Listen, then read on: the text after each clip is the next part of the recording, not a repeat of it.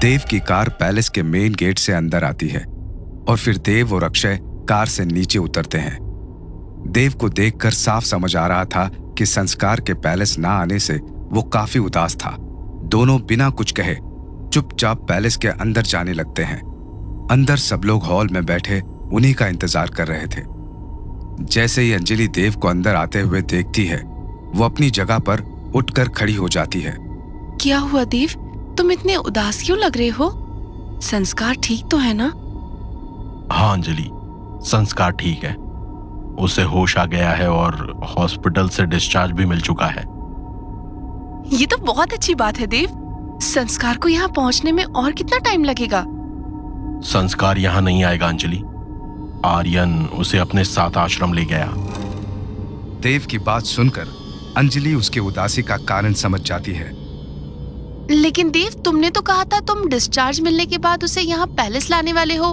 फिर तुमने आर्यन को उसे ले जाने क्यों दिया? अंजलि, अक्षय तुम्हें तुम्हारे सारे सवालों के जवाब दे देगा। अभी मैं अपने रूम में जा रहा हूँ। मैं काफी थक गया हूँ। लेकिन देव, पहले लंच तो कर लो, फिर अपने रूम में जाकर आराम करना।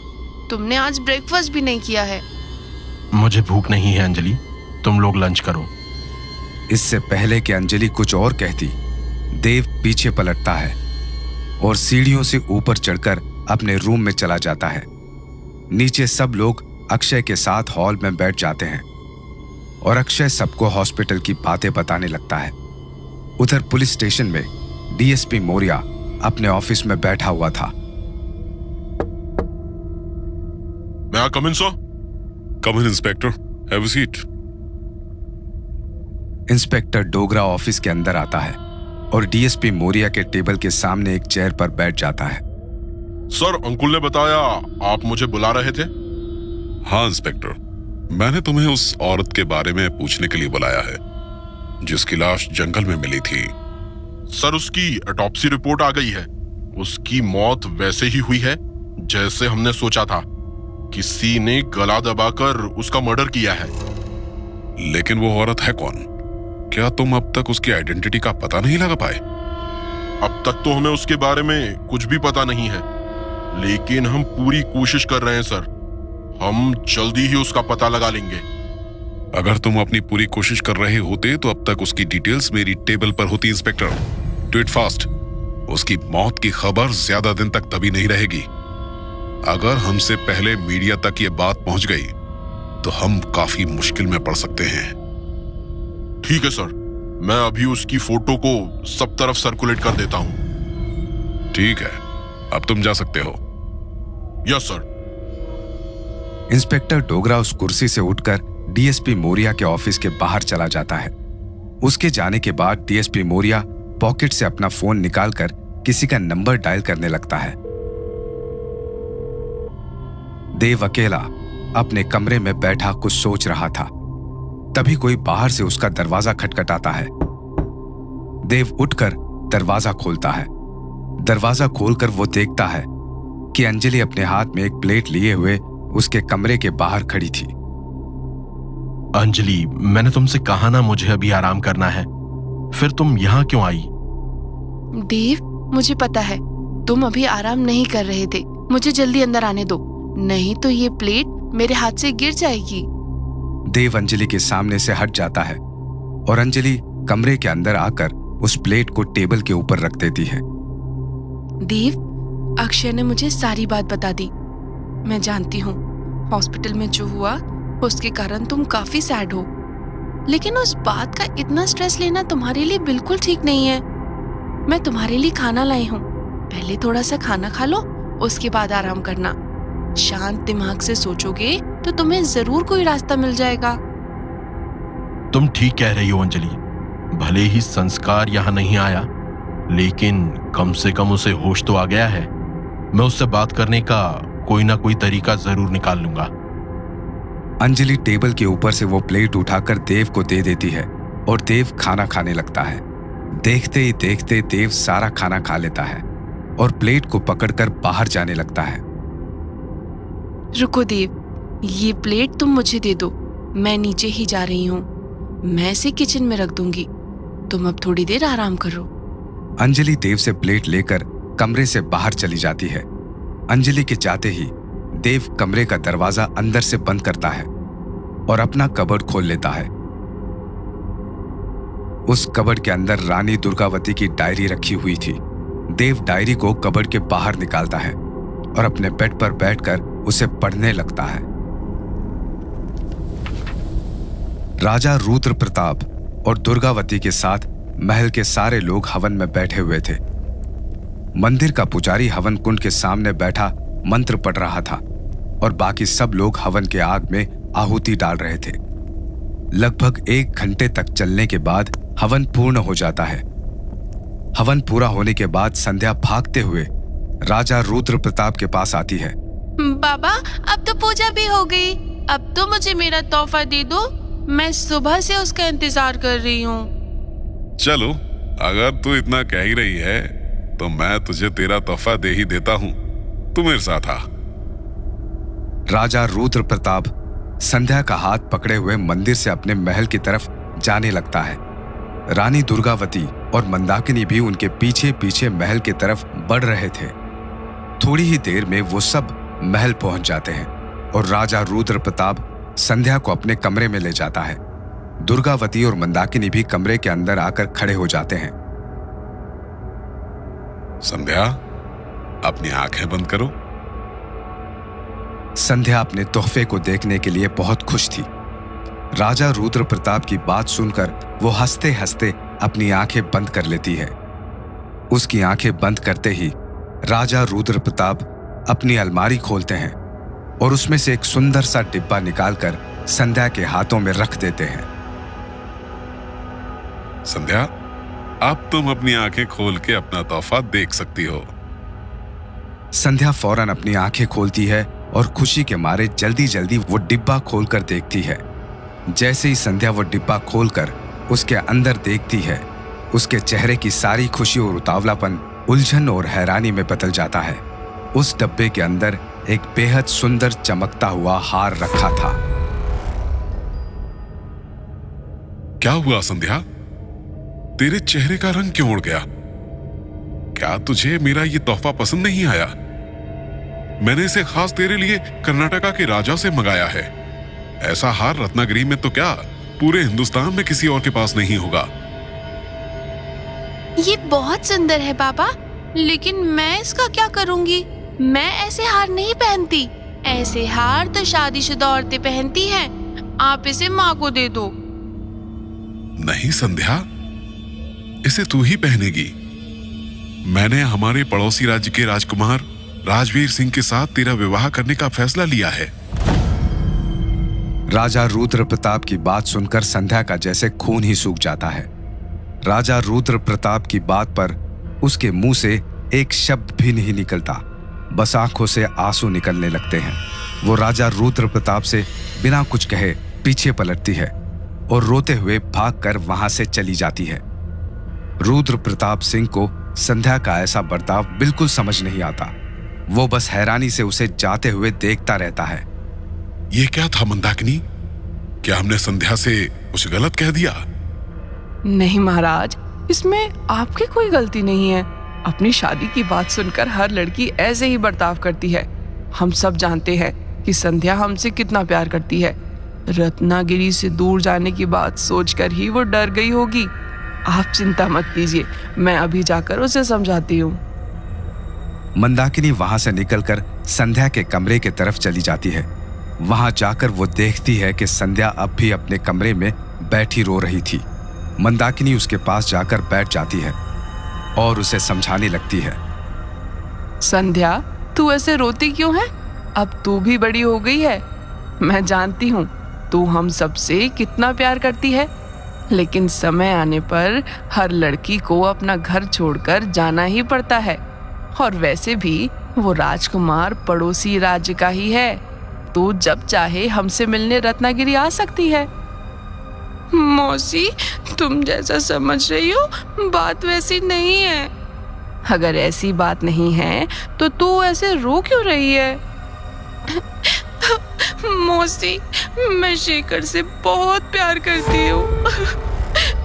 मैं उसके अलावा किसी और से शादी नहीं कर सकती।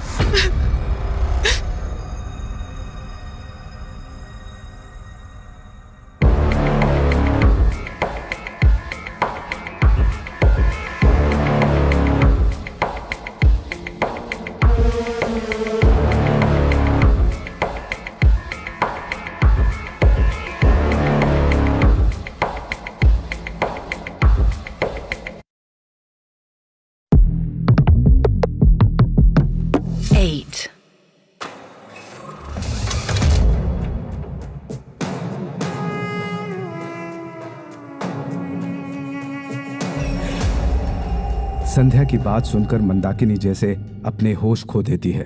पसीने की एक बूंद उसके माथे से निकलकर जमीन पर टपक जाती है। संध्या की बात सुनकर मंदाकिनी को अपने कानों पर भरोसा नहीं हो रहा था। उसे लग रहा था कि कहीं वो कोई सपना तो नहीं देख रही। बेटा, तूने अभी क्या कहा?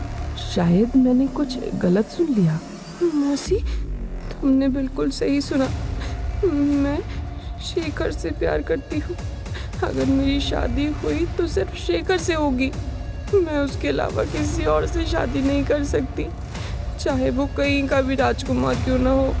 संध्या, ये तू क्या बोल रही है? और ये शेखर कौन है? तूने पहले तो कभी मुझे इसके बारे में नहीं बताया। शेखर मेरे बचपन का दोस्त है। हम पिछले 2 साल से एक दूसरे से प्यार करते हैं। तुम पापा को समझाओ ना, वो उस राजकुमार को मना कर दें। देख संध्या, अगर तू कोई मजाक कर रही है तो ये बहुत घटिया मजाक है। अभी अपने पापा के पास जा और उनसे माफी मांग। मैं कोई मजाक नहीं कर रही, ये सब बिल्कुल सच है। संध्या, क्या तू पागल हो गई है? तुझे पता है अगर तेरे बाबा को इसके बारे में पता चला तो वो कितने नाराज होंगे? और तू जिस शेखर की बात कर रही है उसका पूरा नाम क्या है? और उसके बाबा क्या करते हैं? उसके नाम से क्या फर्क पड़ता है मौसी? क्या इतना काफी नहीं है कि हम एक दूसरे से प्यार करते हैं? मैं सब समझ गई। देख संध्या, वो लोग हमारी बराबरी के नहीं हैं। जो भी बात तूने अभी मुझसे कही है वो गलती से भी किसी और से मत कहना। मौसी, तुम ये कैसी बातें कर रही हो? संध्या, मैं अब और एक शब्द भी नहीं सुनना चाहती। मैं नहीं चाहती कि घर वालों के दिल में तेरे लिए जो प्यार है वो कम हो। इसलिए मेरी बात मान और उस लड़के को हमेशा के लिए भूल जा। और मेरे प्यार का क्या मौसी? तुम चाहती हो मैं तुम सबके लिए अपनी पूरी जिंदगी किसी ऐसे आदमी के साथ निकाल दूं जिसे मैं जानती भी नहीं? देख संध्या, अगर महाराज को ये सब पता चल गया तो वैसे भी वो लड़का शेखर, जो भी उसका नाम है, अगर महाराज को पता चल गया तो वो सबसे पहले उसे मार देंगे। अगर तू चाहती है वो जिंदा रहे तो आज के बाद उसे हमेशा के लिए भूल जा और दोबारा कभी उसका नाम अपनी जुबान पर मत लाना।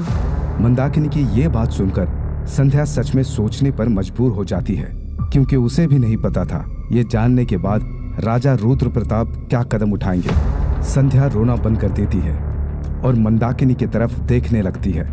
अब चल, महाराज अपने कमरे में तेरा इंतजार कर रहे हैं। संध्या और मंदाकिनी वहां से उठकर राजा रुद्र प्रताप के कमरे की तरफ चल देते हैं। जैसे ही राजा रुद्र प्रताप संध्या को अपने पास आते हुए देखते हैं, वो उठकर उसके पास जाते हैं और उसे अपने गले से लगा लेते हैं। अब राजा रुद्र प्रताप की आंखों से भी आंसू निकल रहे थे। बेटा, मैं जानता हूँ तो हम सबसे कितना प्यार करती है और हम सब भी तुझसे इतना ही प्यार करते हैं, लेकिन हर पिता को अपनी बेटी को खुद से दूर भेजना ही पड़ता है संध्या। और तू चिंता क्यों करती है? मैं तुझे खुद से ज्यादा दूर नहीं भेज रहा। तू जब चाहे तब हमसे मिलने आ जाना। लेकिन पापा, मैं कुछ दिन और आप सबके साथ रहना चाहती हूँ। तो उसकी चिंता मत कर। पंडित जी ने कहा है कि अगले 6 महीनों तक कोई अच्छा मुहूर्त नहीं है। 6 महीने बाद दुर्गाष्टमी को धूमधाम से तेरी शादी होगी। तब तक इस महल में केवल वही होगा जो मेरी संध्या चाहेगी। ये सब सुनकर रानी दुर्गावती की आंखों से भी आंसू बहने लगते हैं और वो आकर इन दोनों के गले से लग जाती है। देव डायरी को आगे पढ़ ही रहा था कि तभी कोई आवाज उसका ध्यान खींच लेती है। घर के बाहर से सायरन की आवाज आ रही थी। ये आवाज कैसी है? लगता है डीएसपी मौर्य यहाँ आए हैं। जरूर ये उन्हीं के सायरन की आवाज है। देव कुर्सी से उठकर खड़ा हो जाता है और अपने कमरे की खिड़की से झांक कर बाहर देखता है। बाहर का नजारा देखकर देव हैरान हो जाता है, क्योंकि ये आवाज डीएसपी मोरिया की नहीं बल्कि उस एम्बुलेंस की सायरन की थी जिसमें वो लोग संस्कार को आश्रम लेकर गए थे। जैसे ही देव उस एम्बुलेंस को पैलेस के बाहर देखता है, वो भागता हुआ अपने कमरे से बाहर निकलता है। कमरे से बाहर निकलते ही उसे अपने सामने अंजलि दिखती है, जो एम्बुलेंस को देखकर देव को बुलाने आई थी। देव, तुमने तो कहा था कि आर्यन संस्कार को आश्रम ले गया, फिर ये एम्बुलेंस यहाँ क्या कर रही है? मुझे अभी इस बात का कोई आइडिया नहीं है अंजलि, चलो नीचे चलकर देखते हैं। देव और अंजलि सीढ़ियों से नीचे उतरकर पैलेस के बाहर जाते हैं। शुभम, अक्षय, विकी और शिल्पा पहले से ही सायरन की आवाज सुनकर बाहर आ चुके थे। वो सब खड़े उस एम्बुलेंस को ही देख रहे थे। एक झटके से एम्बुलेंस का दरवाजा खुलता है और ऋषि फ्रंट सीट से नीचे उतरता है। ऋषि के नीचे उतरने के बाद डॉक्टर तिवारी और एक नर्स भी एम्बुलेंस से नीचे उतरकर देव के पास आते हैं। ऋषि, तुम सब यहाँ कैसे? आर्यन तो संस्कार को आश्रम ले गया था ना? ऋषि देव के बातों का कोई जवाब दे पाता उससे पहले डॉक्टर तिवारी देव को सारी बात बताना शुरू कर देते हैं। हाँ देव, हम पहले संस्कार को लेकर आश्रम ही गए थे, लेकिन वहाँ जाकर हमें रियलाइज हुआ कि वो जगह अभी संस्कार के लिए बिल्कुल ठीक नहीं है। अभी वहाँ हवन हो रहा है। हवन के धुएं से संस्कार को प्रॉब्लम हो सकती है, और वहाँ बाकी बेसिक फैसिलिटीज भी नहीं है। प्रॉपर सैनिटाइजेशन नहीं है, बार बार बिजली जाती रहती है, और वो जगह हॉस्पिटल से बहुत दूर भी है। इसीलिए हमें संस्कार को वहाँ छोड़ना ठीक नहीं लगा और हम उसे यहाँ ले आए। डॉक्टर तिवारी की बात सुनकर देव का दिल खुशी से भर जाता है, लेकिन वो अपनी खुशी को बाहर नहीं दिखाता। आई होप संस्कार के यहाँ रुकने से तुम्हें कोई प्रॉब्लम नहीं होगी। नहीं नहीं डॉक्टर, ऑफ कोर्स नॉट। यहाँ हम वो सारी चीजें अरेंज कर देंगे जो संस्कार के लिए जरूरी है। ठीक है, इनसे मिलो। ये कुसुम है, हमारे हॉस्पिटल की सबसे रिस्पॉन्सिबल नर्सेस में से एक। हाय कुसुम। हाय। चलिए डॉक्टर, संस्कार को अंदर लेकर चलते हैं। मैंने उसके लिए कमरा खाली करवा दिया है। ठीक है। देव डॉक्टर तिवारी और कुसुम को लेकर पैलेस के अंदर जाता है और हॉस्पिटल से आए 2 वार्ड बॉय संस्कार को स्ट्रेचर पर लेटाकर अंदर ले जाते हैं। देव सबको पैलेस के उस कमरे में लेकर जाता है जिसे उसने संस्कार के लिए खाली करवाया था। वार्ड बॉय संस्कार को वहां लाकर कमरे में रखे बेड पर लेटा देते हैं और फिर कमरे से बाहर चले जाते हैं। उनके जाने के बाद डॉक्टर तिवारी अपने बैग से कुछ टूल्स निकालकर उन्हें सेट करने लगते हैं। लगभग 15 मिनट के बाद डॉक्टर तिवारी सारा काम खत्म कर लेते हैं और अपना बैग बंद कर देते हैं। ठीक है देव, यहाँ सब कुछ सेट हो गया है, अब मुझे चलना चाहिए। जब तक संस्कार पूरी तरह ठीक नहीं हो जाता, कुसुम यहीं रुकेगी। कुसुम, अगर कोई भी हेल्प चाहिए तो just inform me. Yes sir. Doctor Tiwari Kusum को सारी बात समझाकर पैलेस से बाहर निकलने लगते हैं। देव भी उन्हें छोड़ने के लिए उनके साथ पैलेस से बाहर आ जाता है। ठीक है देव, अब मैं चलता हूँ। अपने दोस्त का ख्याल रखना। Thank you so much doctor. आप नहीं जानते संस्कार को यहाँ लाकर आपने मेरी कितनी बड़ी हेल्प की है। डॉक्टर तिवारी देव की तरफ देखकर अजीब सी स्माइल देते हैं और बिना कुछ कहे कार में बैठकर वहां से चले जाते हैं। डॉक्टर तिवारी के जाने के बाद देव भी वहां से पैलेस के अंदर चला जाता है और सीधे उस रूम में जाता है जहां उन्होंने संस्कार को रखा था। जाकर देव देखता है कि सब लोग पहले से ही वहां खड़े संस्कार को देख रहे थे। देव भी उनके पास जाकर खड़ा हो जाता है और संस्कार को देखने लगता है। संस्कार बेड पर गहरी नींद में सोया हुआ था। देव संस्कार को देख ही रहा था कि अंजलि उसके पास आकर खड़ी हो जाती है। देखा देव, मैंने कहा था ना, कोई ना कोई रास्ता जरूर निकल जाएगा। हाँ अंजलि, तुम सही थी। मुझे मौर्य सर को भी बता देना चाहिए कि संस्कार यहाँ आ गया है। देव अपने फोन पर डीएसपी मौर्य का नंबर डायल करता है। देव, मैं तुम्हारे ही कॉल का इंतजार कर रहा था। तुमने कॉल करने में काफी देर कर दी। सर, मैंने आपको कुछ बताने के लिए कॉल किया है। पहले मुझे ये बताओ कि संस्कार अब तक पैलेस पहुंचा या नहीं। डीएसपी मौर्य की बात सुनकर देव थोड़ा हैरान हो जाता है। लेकिन सर, आपको कैसे पता कि वो लोग संस्कार को यहाँ लाने वाले हैं? देव, तुम्हें क्या लगता है डॉक्टर तिवारी ने यह फैसला किसके कहने पर लिया होगा?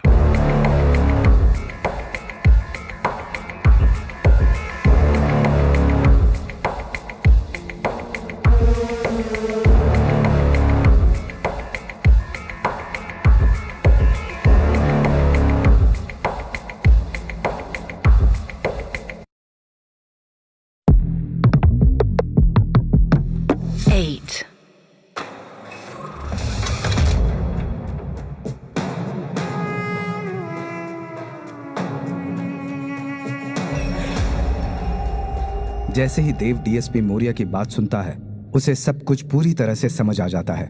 डीएसपी ने ही डॉक्टर तिवारी को संस्कार को आश्रम से पैलेस लाने के लिए कहा था। इसीलिए जब देव ने डॉक्टर को थैंक यू कहा तो वो देव को एक अजीब सी स्माइल देकर चला गया। Thank you Maurya sir, thank you so much. संस्कार को पैलेस भेजकर आपने मेरा बहुत बड़ा काम किया है। इसमें थैंक्स बोलने की कोई बात नहीं है देव, लेकिन याद रखना हमारी प्रॉब्लम अभी खत्म नहीं हुई है। आर्यन को अब भी तुम सब पर शक है। इससे पहले कि वो कोई गलत कदम उठाए, तुम्हें किसी तरह उसे सारी बात समझानी होगी। मैं समझ गया सर, मैं उसे समझाने की पूरी कोशिश करूंगा। एक बार मेरी संस्कार से बात हो जाए, फिर मैं आर्यन को समझाने का कोई ना कोई तरीका निकाल लूंगा। ठीक है, अभी मुझे कुछ काम करना है, मैं फोन रखता हूँ। तुम अपना और बाकी सबका ख्याल रखना, खासतौर पर संस्कार का। Yes sir. डीएसपी मौर्य से बात करके देव वापस उस कमरे में आ जाता है जहां संस्कार सोया हुआ था। वहां जाकर देव देखता है कि संस्कार अब नींद से जाग चुका था। वो बिना पलक झपकाए बस देव को ही देख रहा था। संस्कार को होश में देखकर देव काफी एक्साइटेड हो जाता है और फौरन संस्कार के पास जाकर उसे उस रात के बारे में पूछने लगता है। संस्कार, तुम्हें होश आ गया? मैं कब से तुम्हारे जागने का ही वेट कर रहा था। बताओ संस्कार, आखिर उस रात क्या हुआ था? गुरुजी को मारने में किसने तंत्रा की मदद की और तुम्हारा ये हाल कैसे हुआ? देव इतना एक्साइटेड था कि वो इस बात पर ध्यान ही नहीं दे रहा था कि संस्कार उसकी किसी बात का जवाब नहीं दे पा रहा। देव आगे बोल ही रहा था कि तभी कुसुम उसके और संस्कार के बीच आकर खड़ी हो जाती है। देव, संस्कार अभी तुम्हारी किसी बात का जवाब नहीं दे सकता। भले ही वो कोमा से बाहर आ गया है, लेकिन अब भी उसकी बॉडी पूरी तरह काम नहीं कर रही है। संस्कार अभी पार्शली पैरालाइज्ड है। पूरी तरह ठीक होने में अभी उसे कुछ दिनों का टाइम लगेगा। आई एम सॉरी कुसुम, अचानक संस्कार को होश में देखकर मैं कुछ ज्यादा ही एक्साइटेड हो गया था। कोई बात नहीं, अक्सर लोगों के साथ ऐसा ही होता है। अब मुझे संस्कार को कुछ मेडिसिन देना है। आप लोग प्लीज थोड़ी देर के लिए यहाँ से बाहर चले जाएं। ठीक है। नर्स के कहने पर देव उस कमरे से बाहर निकल जाता है। अंजलि और अक्षय भी देव के पीछे पीछे हॉल में आ जाते हैं। देव, तुझे ये सब थोड़ा अजीब नहीं लग रहा है? अचानक वो डॉक्टर संस्कार को यहाँ लाने के लिए क्यों मान गए और आर्यन ने उसे ऐसा कैसे करने दिया? तू बिल्कुल ठीक कह रहा है अक्षय। पहले मुझे भी ये काफी अनएक्सपेक्टेड लग रहा था, लेकिन डीएसपी मौर्य से बात करके मुझे सब कुछ समझ आ गया। क्यों? डीएसपी मौर्य ने तुझसे ऐसा क्या कहा? उन्होंने ही डॉक्टर शर्मा से संस्कार को किसी तरह यहाँ लाने को कहा था। इसीलिए उन्होंने संस्कार को यहाँ लाने के लिए आश्रम में हवन का बहाना बनाया। अच्छा, तो अब हमें क्या करना चाहिए? ये नर्स तो कह रही है कि संस्कार को पूरी तरह ठीक होने में कई दिनों का टाइम लगेगा। अभी तो हम बस इंतजार कर सकते हैं अक्षय। बस इस बीच आर्यन कोई गलत कदम ना उठा ले। चल, मैं अब अपने रूम में जा रहा हूँ, तू भी थोड़ा आराम कर ले। हम शाम को आराम से बात करेंगे। देव सीढ़ियों से ऊपर चढ़कर अपने रूम में चला जाता है और फिर से उस कुर्सी पर बैठ जाता है जिस पर वो थोड़ी देर पहले बैठा हुआ था। कमरे में आकर देव दुर्गावती की डायरी और संध्या के बारे में सोचने लगता है। बड़ी अजीब बात है कि मंदाकिनी ने भी संध्या की बात नहीं समझी। एक वही थी जिसके साथ अपनी फीलिंग शेयर करने में संध्या कंफर्टेबल थी। उसने संध्या को सपोर्ट करने के बजाय उसे डराकर चुप करा दिया। पता नहीं उसके बाद संध्या के साथ क्या हुआ होगा। रानी दुर्गावती ने तो कहा था कि संध्या ने खुदकुशी कर ली थी। हो सकता है उसने शेखर से बिछड़ने के कारण खुद की जान ले ली होगी। लेकिन इन सब चीजों का रत्नागिरी में हर महीने हो रही मौतों से क्या कनेक्शन है? मुझे डायरी को और आगे पढ़ना चाहिए। शायद मुझे इसी में अपने सवालों का जवाब मिले। देव उस कुर्सी से उठकर अपनी अलमारी खोलता है और उससे रानी दुर्गावती की डायरी बाहर निकालता है। जैसे ही देव डायरी निकालकर अलमारी बंद करता है, अचानक कोई उसके कमरे का दरवाजा खोलता है। अचानक किसी के अंदर आ जाने से देव बुरी तरह से घबरा जाता है और किसी तरह से उस डायरी को छुपाते हुए पीछे मुड़ता है। पीछे मुड़कर देव देखता है कि अंजलि उसके कमरे के अंदर खड़ी थी। अंजलि को सामने देखकर देव की सांस में सांस आती है। अंजलि, तुम हो? अच्छा हुआ कोई और नहीं है, मैं तो बुरी तरह डर गया था। देव, तुम ऐसा क्या कर रहे थे जो तुम इतना घबरा गए? देव रानी दुर्गावती की डायरी को पीछे से निकालकर अंजलि को दिखाता है। मैंने बस इसे अलमारी से निकाला ही था कि तुम अंदर आ गई। जैसे ही अंजलि रानी दुर्गावती की डायरी को देव के हाथों में देखती है, वो तेजी से उसके पास जाकर खड़ी हो जाती है।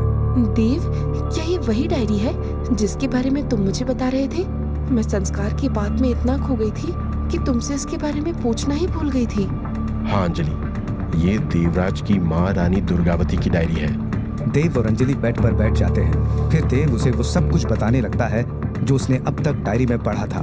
लगभग आधे घंटे में देव अंजलि को उस डायरी की शुरुआत से लेकर संध्या और शेखर के बारे में सब कुछ बता देता है।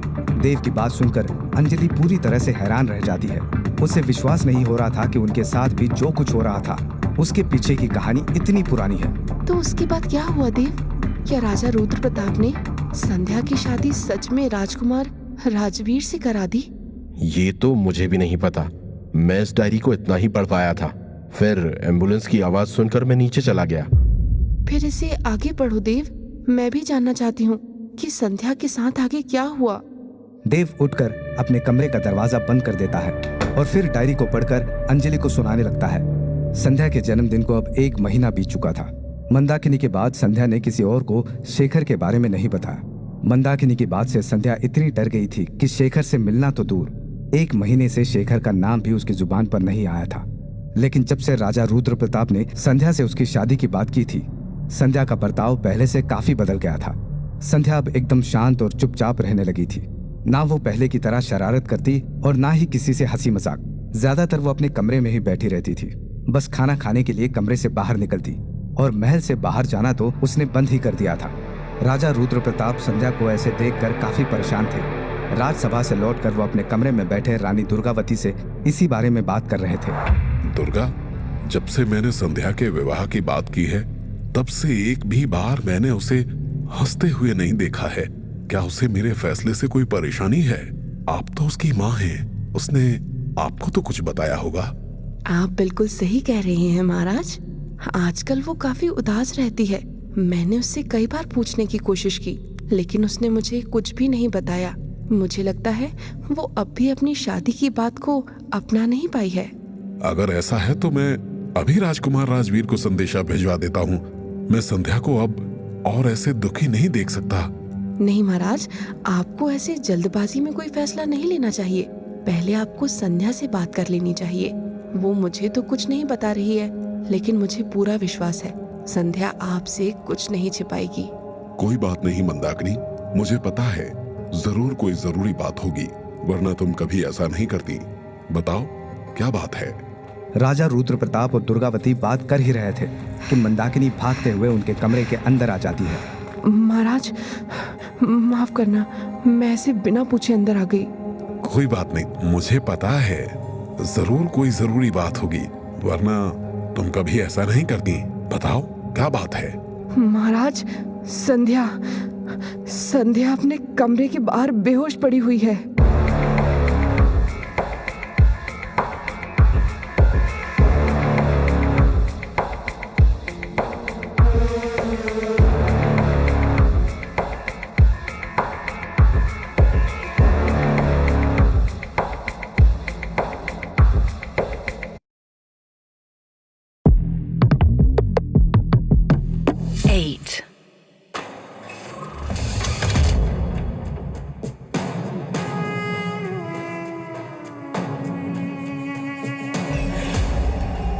संध्या के बेहोश होने की खबर सुनकर राजा रुद्र प्रताप बुरी तरह से घबरा जाते हैं और फौरन अपने कमरे से निकलकर भागते हुए संध्या के पास जाते हैं।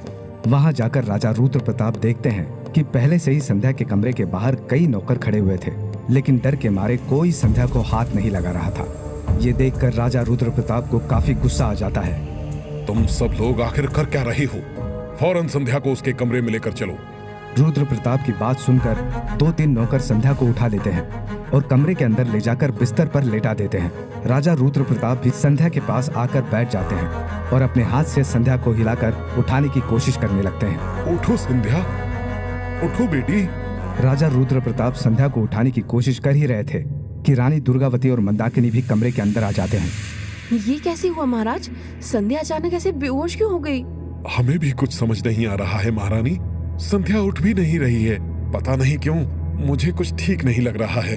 भान सिंह, तुम जितना जल्दी हो सके वैद्य को यहाँ लेकर आओ। उनसे कहना कि राजकुमारी संध्या बेहोश हो गई हैं। जी महाराज, मैं अभी उन्हें यहाँ लेकर आता हूँ। भान सिंह राजा रुद्र प्रताप का प्रधान रक्षक था। रुद्र प्रताप का आदेश सुनते ही वो भागते हुए महल से बाहर निकलकर वैद्य को लेने चला जाता है। रानी दुर्गावती भी संध्या के पास आकर खड़ी हो जाती है और उसे छूकर देखने लगती है। आज सुबह तो संध्या बिल्कुल ठीक लग रही थी महाराज, पता नहीं अचानक ये कैसे हो गया। जब संध्या बेहोश हुई तब यहाँ पर कौन था? तब यहाँ कोई नहीं था महाराज। आज मैंने घर में संध्या के पसंद की मिठाई बनाई थी। मैं संध्या को मिठाई खिलाने उसके कमरे में ही जा रही थी, तभी मैंने इसे जमीन पर बेहोश पड़े हुए देखा। संध्या को ऐसे देखकर मैं बहुत डर गई और सीधा भागते हुए आपके पास चली गई। मंदाकिनी राजा रुद्र प्रताप को बता ही रही थी कि अचानक उसकी नजर संध्या पर पड़ती है। संध्या धीरे धीरे अपनी आंखें खोल रही थी और उसे होश आ रहा था। पापा, अभी मुझे क्या हो गया था? हाँ बेटी, मैं यही हूँ। मैं तुझे कुछ नहीं होने दूंगा। मैंने भान सिंह को वैद्य को बुलाने के लिए भेजा है। वो बस वैद्य को लेकर आता ही होगा। देखते ही देखते संध्या उठकर बैठ जाती है और कमरे के अंदर अपने चारों ओर खड़े लोगों को देखने लगती है। संध्या को उठा देख रानी दुर्गावती की आंखों से आंसू निकलने लगते हैं। संध्या, तुझे क्या हो गया था? तू अचानक बेहोश कैसे हो गई? पता नहीं माँ, मैं तो रसोई से कुछ फल लेकर अपने कमरे में आ रही थी। रास्ते में अचानक मेरा सर घूमने लगा और मैं लड़खड़ाकर जमीन पर गिर गई। उसके बाद मुझे कुछ भी याद नहीं है। जैसे ही संध्या अपनी बात कहकर चुप हो जाती है, भान सिंह वैद्य के साथ संध्या के कमरे के अंदर घुसता है। महाराज, भान सिंह तो बता रहा था कि संध्या बेहोश पड़ी हुई है, लेकिन मुझे तो संध्या बिल्कुल ठीक लग रही है। भान सिंह बिल्कुल सही कह रहा था वैद्य जी। संध्या को अभी थोड़ी देर पहले ही होश आया। बताओ संध्या, तुम अभी हमें क्या बता रही थी? संध्या वैद्य को फिर से सारी बात बताती है कि कैसे अपने कमरे में लौटते वक्त उसका सर घूमा और वो चक्कर खाकर नीचे गिर गई। वैद्य जी, मुझे लगता है ऐसा बस कमजोरी के कारण हुआ है। आजकल संध्या खाने पीने पर भी ध्यान नहीं देती। हो सकता है महाराज, वैसे भी गर्मियों में कभी कभी ऐसा होता है। मैं एक बार संध्या की नाड़ी देख लेता हूँ, उसके बाद ही मैं पूरे विश्वास के साथ कुछ बता पाऊंगा। मुझे नहीं लगता उसकी जरूरत है वैद्य जी। अब संध्या को होश आ गया है और शायद मुझे पता है संध्या के साथ ऐसा क्यों हुआ। आप सब अब जा सकते हैं। मुझे संध्या से कुछ जरूरी बात करनी है। भान सिंह, राजवैद्य और बाकी सब नौकर रुद्र प्रताप की बात सुनते ही उस कमरे से बाहर निकल जाते हैं। अब वहां बस 4 लोग थे, रुद्र प्रताप, दुर्गावती, मंदाकिनी और संध्या। संध्या, मैं पिछले कई दिनों से ये देख रहा हूँ। जब से मैंने तुमसे शादी की बात की है, तुम पहले से बहुत बदल गई हो। अब ना तो तुम पहले की तरह हंसी ठिठोली करती हो और ना ही अपने दोस्तों से मिलने बाहर जाती हो। बस अकेली अपने कमरे में बैठी रहती हो। मुझे लगता है तुम आजकल ठीक से खाना भी नहीं खाती, इसीलिए आज तुम्हें चक्कर आया। बेटा, मैं तुम्हें और ऐसे नहीं देख सकता। अगर तुम्हें मेरे फैसले से कोई परेशानी है तो मैं आज ही राजकुमार राजवीर को संदेशा भिजवा देता हूँ कि हम अपना शादी का प्रस्ताव वापस ले रहे हैं। मैं मानता हूँ मुझे मेरी इज्जत बहुत प्यारी है, लेकिन उससे भी प्यारी मुझे तुम हो संध्या।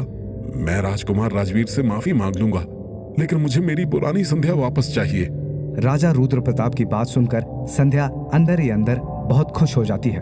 वो रुद्र प्रताप को सारी बात बताने ही वाली थी कि तभी उसकी नजर राजा रुद्र प्रताप के पीछे खड़ी मंदाकिनी पर पड़ती है। मंदाकिनी संध्या को अपनी बड़ी बड़ी आंखों से घूरते हुए चुप रहने का इशारा कर रही थी। संध्या ने पहले कभी मंदाकिनी के चेहरे पर ऐसा गुस्सा नहीं देखा था। मंदाकिनी को देखकर संध्या बुरी तरह से डर जाती है। क्या हुआ संध्या, तू इतनी घबरा क्यों रही है? तुझे डरने की कोई जरूरत नहीं है। तेरे मन में जो भी है तू मुझे बता सकती है। क्या तू चाहती है मैं राजवीर को संदेशा भिजवा दूं? संध्या फिर से मंदाकिनी की तरफ देखती है और अब भी उसे वैसे ही घूरे जा रही थी। संध्या, मैं तुझसे कुछ पूछ रहा हूँ, तू बार बार पीछे क्यों देख रही है?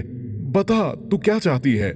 नहीं बाबा, आपको किसी को संदेशा भेजने की जरूरत नहीं है और ना ही किसी से माफी मांगने की। हाँ महाराज, संध्या बिल्कुल सही कह रही है। आपको प्रस्ताव वापस नहीं लेना चाहिए। वैसे भी आज नहीं तो कल संध्या को हमसे दूर जाना ही पड़ेगा और मैंने भी राजवीर की काफी तारीफ सुनी है। ऐसे रिश्ते बार बार नहीं मिलते। हाँ बाबा, आप मेरी चिंता मत करो, मैं अब से अपना पूरा ख्याल रखूंगी। ठीक है, तो आज से मुझे अपनी वही पुरानी संध्या चाहिए। अब बस एक बार हंस दे, ऐसा लग रहा है जैसे तेरी हंसी देखे हुए एक अरसा हो गया हो। संध्या राजा रुद्र प्रताप की तरफ देखती है और अपने चेहरे पर एक बनावटी हंसी ले आती है। इतने में रानी दुर्गावती संध्या के पास आकर खड़ी हो जाती है और अपना हाथ उसके सर पर फेरने लगती है। बता संध्या, आज खाने में क्या खाएगी? आज मैं खुद तेरे लिए खाना बनाऊंगी और अब से रोज तुझे अपने सामने खाना खिलाऊंगी। पिछले 1 महीने में तू कितनी कमजोर हो गई है, तुझे कोई अंदाजा नहीं है। आज तुझे ऐसे बेहोश देखकर मैं और तेरे पापा कितना डर गए थे। माफ करना माँ, मेरी वजह से आप सबको इतना परेशान होना पड़ा। चल पागल, तू क्यों माफी मांग रही है? इसमें तेरी कोई गलती नहीं है। चल अब तू आराम कर, मैं जाकर तेरी पसंद का खाना बनाती हूँ। आज हम सब एक साथ खाना खाएंगे। नहीं माँ, मुझे आराम नहीं करना, मैं थोड़ी देर में अपने दोस्तों से मिलकर आती हूँ। यहाँ बैठे बैठे मैं ऊब गई हूँ। ये की ना तुमने मेरी संध्या वाली बात। जाओ अपने दोस्तों से मिलकर आओ। वैसे भी तुम काफी दिनों से उनसे नहीं मिली हो।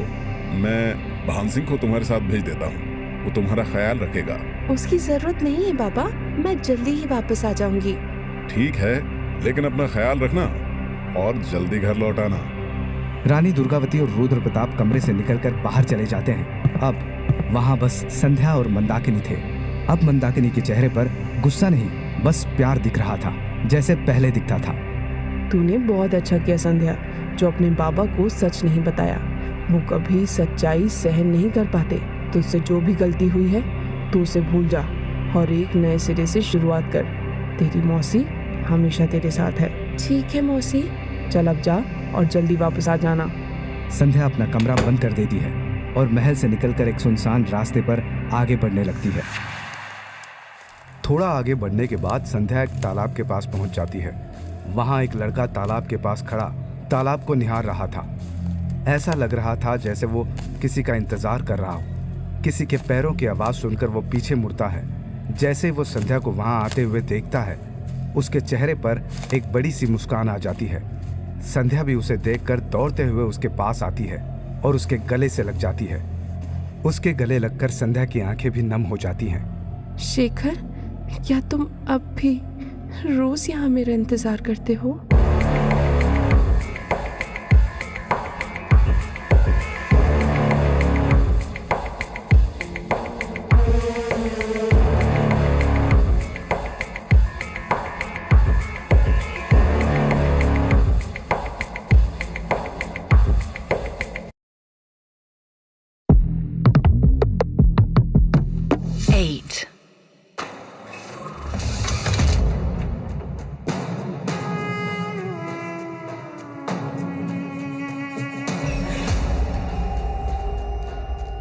जैसे ही संध्या उस लड़के को तालाब के पास खड़ा देखती है, वो दौड़ते हुए उसके पास जाती है और उसके गले से लग जाती है।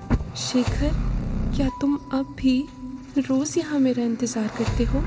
हाँ संध्या, मैं पिछले 1 महीने से रोज इसी उम्मीद में यहाँ आता हूँ कि तुम मुझसे मिलने जरूर आओगी। हम आखिरी बार तुम्हारे जन्मदिन के दिन मिले थे, उसके बाद तुम आई ही नहीं। मैं बहुत डर गया था, मुझे लगा कहीं तुम्हें कुछ हो तो नहीं गया। मैंने महल के अंदर घुसने की भी कोशिश की, लेकिन पहरेदार ने मुझे अंदर जाने नहीं दिया। मैं भी तुमसे मिलना चाहती थी शेखर, लेकिन मैं चाहकर भी यहाँ नहीं आ सकती थी। क्यों संध्या, ऐसी क्या बात थी जो इतने दिनों से तुम्हें यहाँ आने से रोक रही थी? तुम्हें तो पता है, बाबा मुझे हर जन्मदिन पर एक खास तोहफा देते हैं।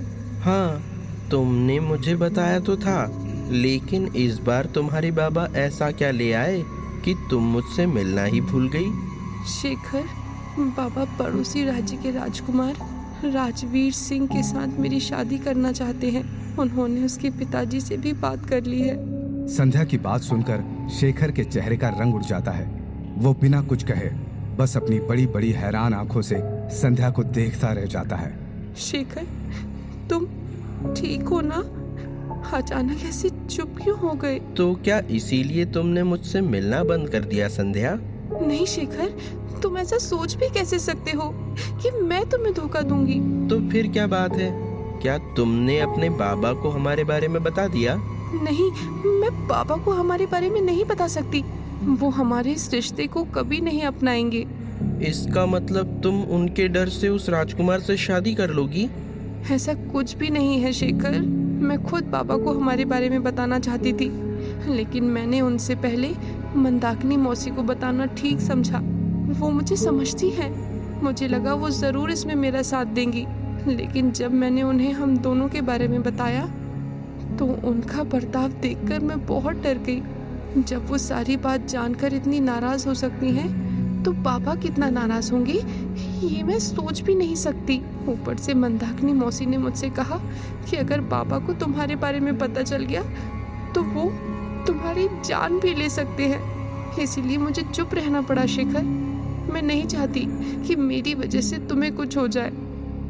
तो क्या इसी डर से तुम उस राजकुमार से शादी कर लोगी संध्या? क्या हमारा साथ बस यहीं तक था?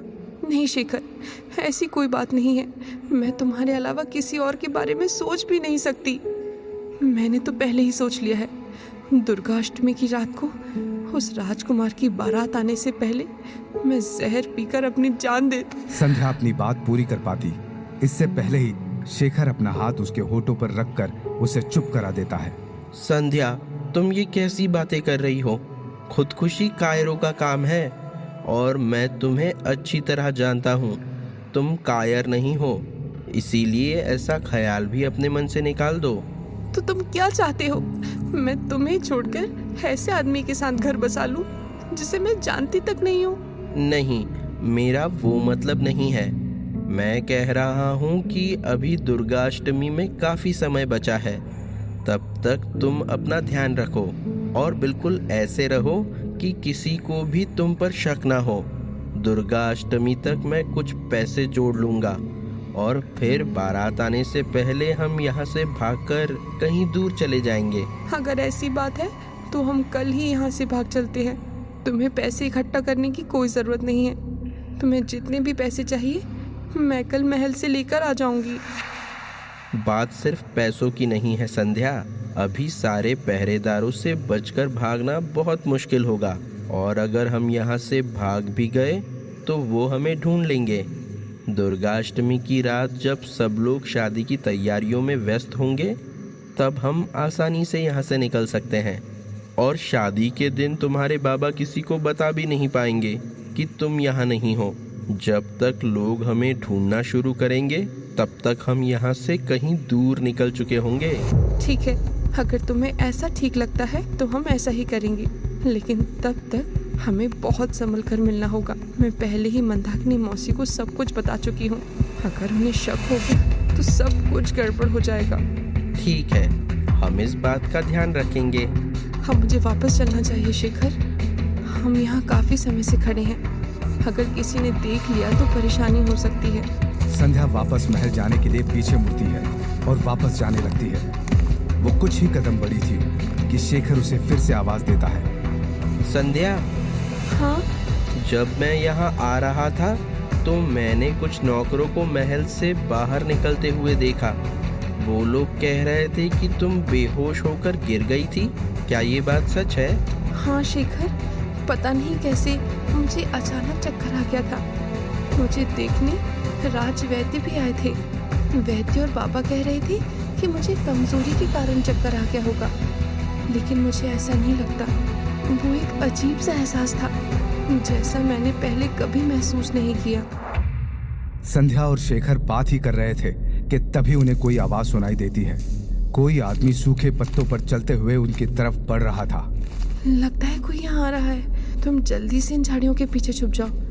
मैं नहीं चाहती कोई हमें एक साथ देखे। ठीक है। संध्या की बात मानकर शेखर तालाब से थोड़ी दूर झाड़ियों के पीछे छुप जाता है और छुपकर संध्या को देखने लगता है। उन्होंने जिसके कदमों की आवाज सुनी थी वो कोई और नहीं, राजा रुद्र प्रताप का प्रधान रक्षक भान सिंह था। भान सिंह अपने हाथ में एक लंबी लाठी लिए हुए वहां पर आ जाता है और संध्या से थोड़ी दूर रुक जाता है। राजकुमारी, आप यहाँ अकेली क्या कर रही हैं? कुछ भी नहीं, हम कभी कभी यहाँ आते रहते हैं। यहाँ आकर हमें काफी शांति मिलती है। माफ करना राजकुमारी, लेकिन अब आपको मेरे साथ महल वापस चलना होगा। शाम हो रही है, इसीलिए महाराज ने मुझे आपको बुलाने भेजा है। चलिए चलते हैं, वैसे भी मैं थोड़ी देर में वापस जाने ही वाली थी। संध्या बिना समय गवाए वापस महल जाने के रास्ते पर बढ़ने लगती है। भान सिंह ध्यान से सब तरफ देखता है, फिर वो भी संध्या के पीछे पीछे जाने लगता है। अंजलि, थोड़ा पानी देना, मेरा गला सूख रहा है। अंजलि तालाब के ऊपर से पानी की बोतल उठाकर देव की तरफ बढ़ा देती है। देव, तुम काफी टाइम से बिना रुके डायरी पढ़कर मुझे सुना रहे हो। अब इसे वापस रख दो, हम इसे कुछ देर बाद पढ़ेंगे। तुम ठीक कह रही हो अंजलि, हमें थोड़ा रुक जाना चाहिए। देव उठकर रानी दुर्गावती की डायरी को वापस अपने अलमारी में रख देता है। फिर अंजलि और देव कमरे से बाहर निकलकर बरामदे में खड़े हो जाते हैं। आज घर में कितनी शांति लग रही है, जैसे यहाँ कोई हो ही नहीं। पता नहीं शुभम और अक्षय क्या कर रहे होंगे। शुभम और अक्षय अपने रूम के अंदर थे। शुभम अपने बेड पर लेटा हुआ फोन चला रहा था कि अचानक उसकी नजर अक्षय के ऊपर पड़ती है। अक्षय एक कुर्सी पर बैठा हुआ था, उसके हाथ में कॉफी का कप था और वो कुछ सोचकर हल्के हल्के मुस्कुराए जा रहा था। क्या बात है अक्षय, ऐसा क्या है जिसके बारे में सोच सोच कर तू इतना खुश हुआ जा रहा है? मुझे भी बता, मैं भी थोड़ा खुश हो लूं। नहीं, तू इस बारे में ना ही जाने तो बेहतर होगा। अब तो मुझे जानना ही है, प्लीज बताना क्या बात है। पहले तू वादा कर, इस बारे में किसी को नहीं बताएगा। ऐसी क्या बात है जो तू मुझे बताने में इतना डर रहा है?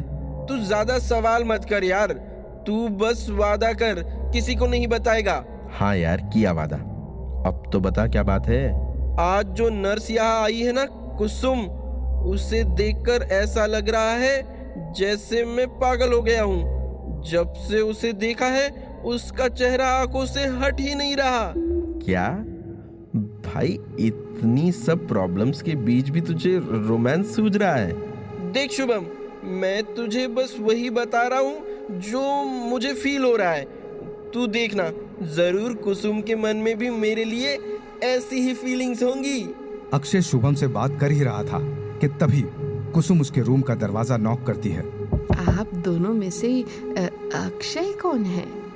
और अंदर आकर खड़ी हो जाती है। अक्षय को इस बात की उम्मीद नहीं थी। कुसुम के मुंह से अपना नाम सुनकर उसकी आंखें फटी रह जाती है और कॉफी का कप उसके हाथ से छूटकर नीचे गिर जाता है।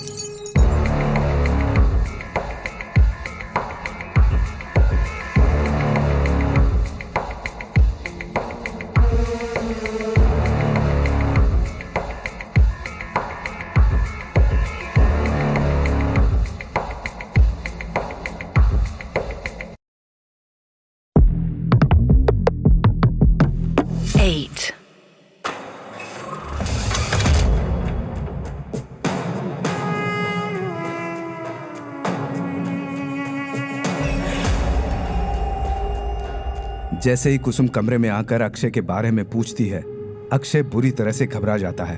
कप गिरकर टूट जाता है और उसके टुकड़े जमीन पर बिखर जाते हैं। कप के टूटते ही कुसुम तेजी से चलकर अक्षय के पास आकर खड़ी हो जाती है। आई एम सॉरी, शायद मेरे ऐसे अचानक से आ जाने के कारण तुम चौंक गए और ये कप तुमसे छूट गया। तुम उठ जाओ, मैं अभी साफ कर देती हूँ। नहीं कुसुम, इसमें तुम्हारी कोई गलती नहीं है। मेरे ही हाथ से ये कप फिसल कर गिर गया। मैं खुद इसे साफ कर लूंगा। वैसे तुम मुझे क्यों पूछ रही थी?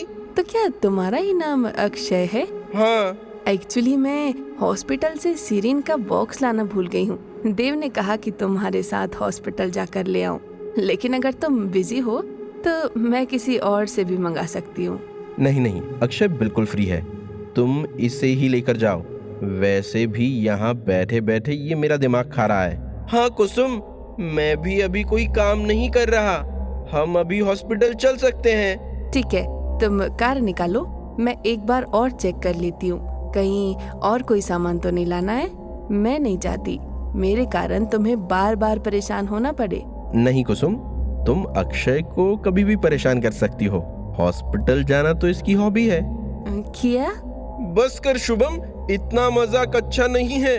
कुसुम तुम चेक करके आओ, मैं अभी कार निकालता हूँ। ओके। कुसुम वहां से निकलकर उस कमरे में चली जाती है जहां संस्कार को रखा गया था। कुसुम के जाने के बाद शुभम जोर जोर से हंसने लगता है। भाई तू सच में बहुत लकी है। आज तुझे एक लड़की पसंद आई और कुछ ही घंटों में वो खुद आकर तुझसे बात कर रही है। देव ने भी उसे तेरे साथ ही हॉस्पिटल जाने को कहा। क्या तूने देव को भी इस बारे में बता दिया है? नहीं, मैंने इस बारे में तेरे अलावा और किसी को नहीं बताया है।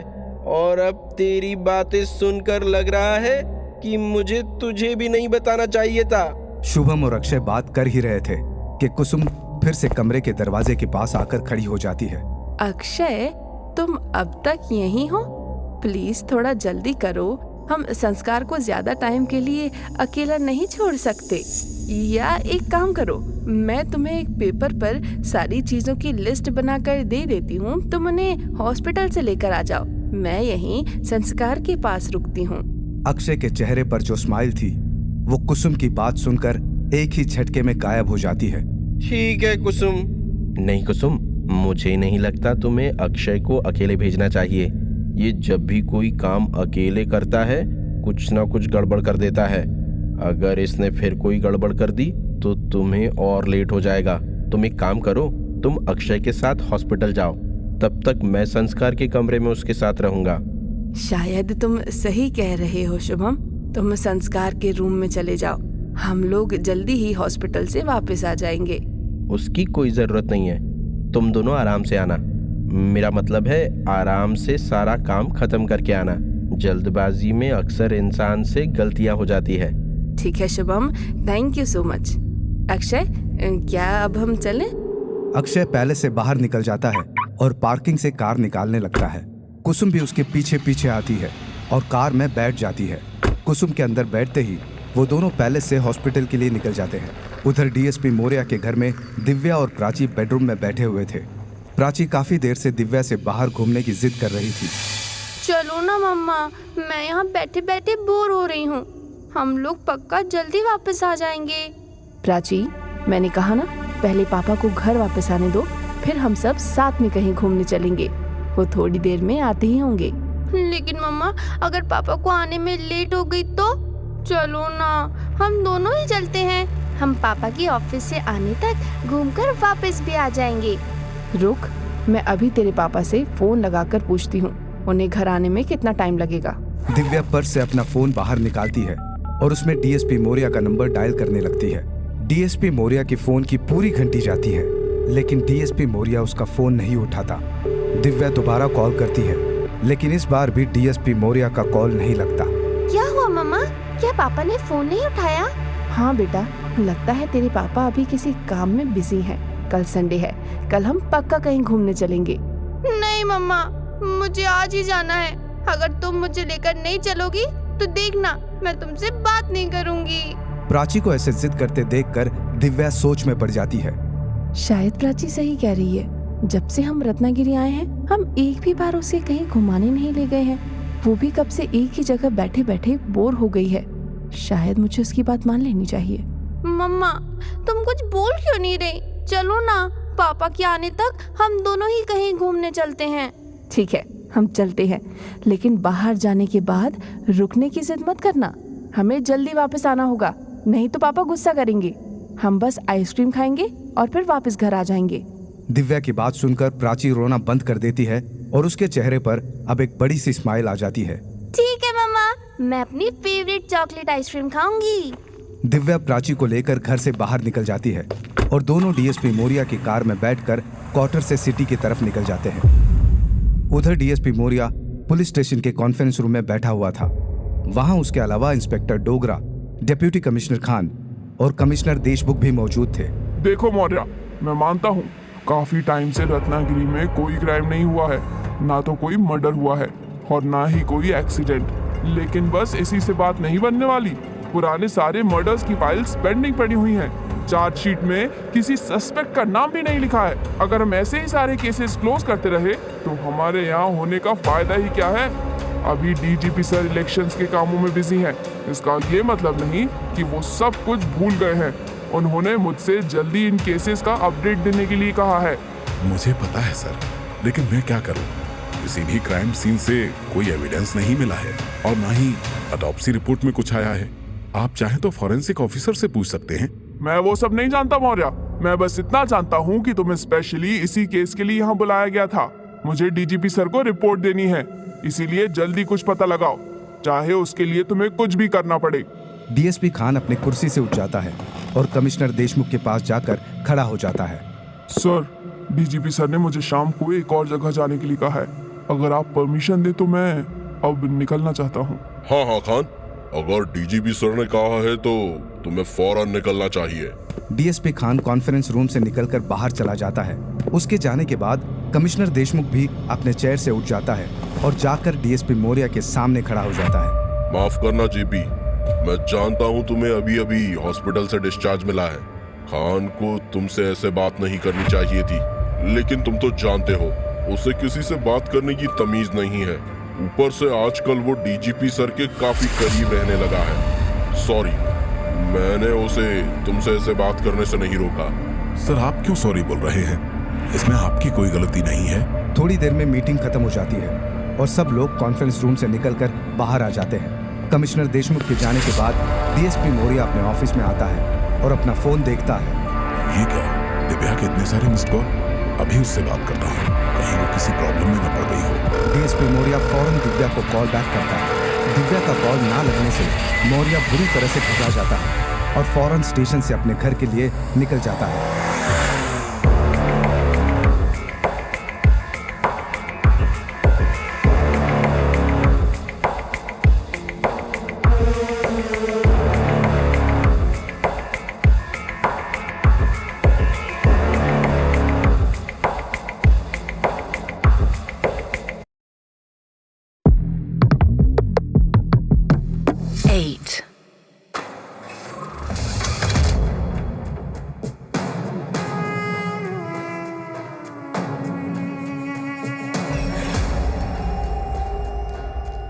दिव्या और प्राची जंगल वाले रास्ते से शहर की तरफ बढ़ रहे थे। दिव्या के लिए ये जगह बिल्कुल नई थी, इसलिए वो काफी स्लो ड्राइव कर रही थी।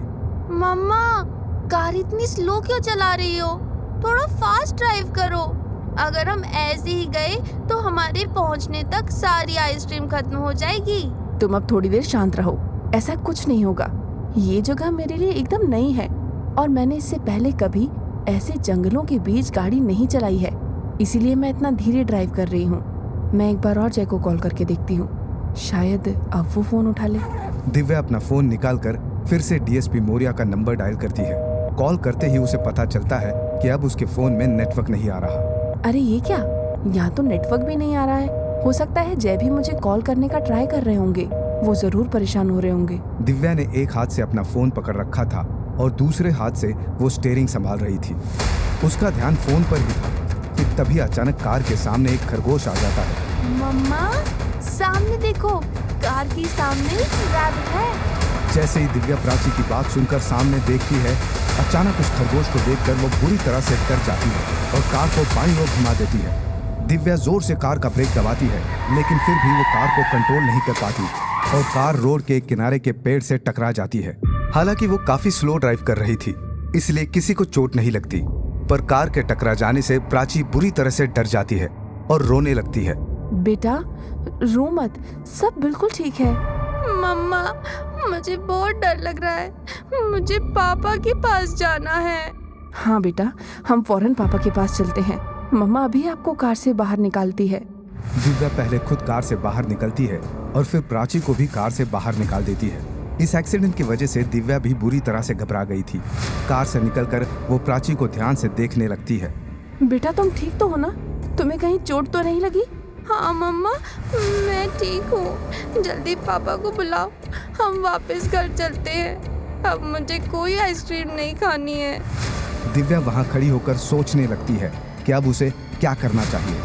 अब मैं क्या करूँ? जय को यहाँ बुलाऊं भी तो कैसे? मेरे फोन में नेटवर्क भी नहीं है। दिव्या ये सोच रही थी कि तभी अचानक से उसे रियलाइज होता है कि अब प्राची के रोने की आवाज बंद हो गई थी। दिव्या फौरन पीछे मुड़ती है और देखती है कि प्राची उस खरगोश के साथ खेल रही थी, जो अभी थोड़ी देर पहले कार के सामने आ गया था। प्राची, ध्यान से, उससे दूर रहो, वो तुम्हें काट सकता है। मम्मा ये कुछ नहीं करेगा, देखो ना ये कितना क्यूट है। प्राची चलो यहाँ से चलते हैं, यहाँ और रुकना बिल्कुल सेफ नहीं है। जैसे ही दिव्या प्राची के पास जाती है वो खरगोश डर कर वहाँ से भाग जाता है। फिर दिव्या प्राची को लेकर वहाँ से पैदल आगे बढ़ने लगती है। वो लोग थोड़े ही आगे बढ़े थे कि प्राची चलते चलते बुरी तरह थक जाती है। मम्मा मैं और पैदल नहीं चल सकती, मुझे बहुत पेन हो रहा है। ठीक है, आओ मैं तुम्हें अपनी गोद में ले लेती हूँ। दिव्या प्राची को अपने गोद में उठा लेती है और फिर आगे बढ़ने लगती है। कुछ देर तक वो बिना कुछ कहे चुपचाप आगे बढ़ती रही। फिर अचानक उसकी नजर सामने बढ़ रही प्राची पर पड़ती है और डर के मारे उसे पसीना आने लगता है। उसके सामने एक नहीं 2 लोगों की परछाई थी। दिव्या का पूरा शरीर डर से कांप रहा था, फिर भी वो किसी तरह हिम्मत जुटाकर पीछे मुड़ती है। मुड़कर देखती है कि उसके पीछे कोई और नहीं, काव्या खड़ी थी। काव्या, तू यहाँ क्या कर रही है? मैं तो बुरी तरह डर गई थी। दीदी मैं तो काम पर जा रही थी, तभी मैंने आपको देखा। मैंने दूर से ही आपको पहचान लिया था, इसलिए आपसे बात करने यहाँ आ गई। लेकिन आप अभी यहाँ क्या कर रही हो और आप ऐसे पैदल क्यों जा रही हो?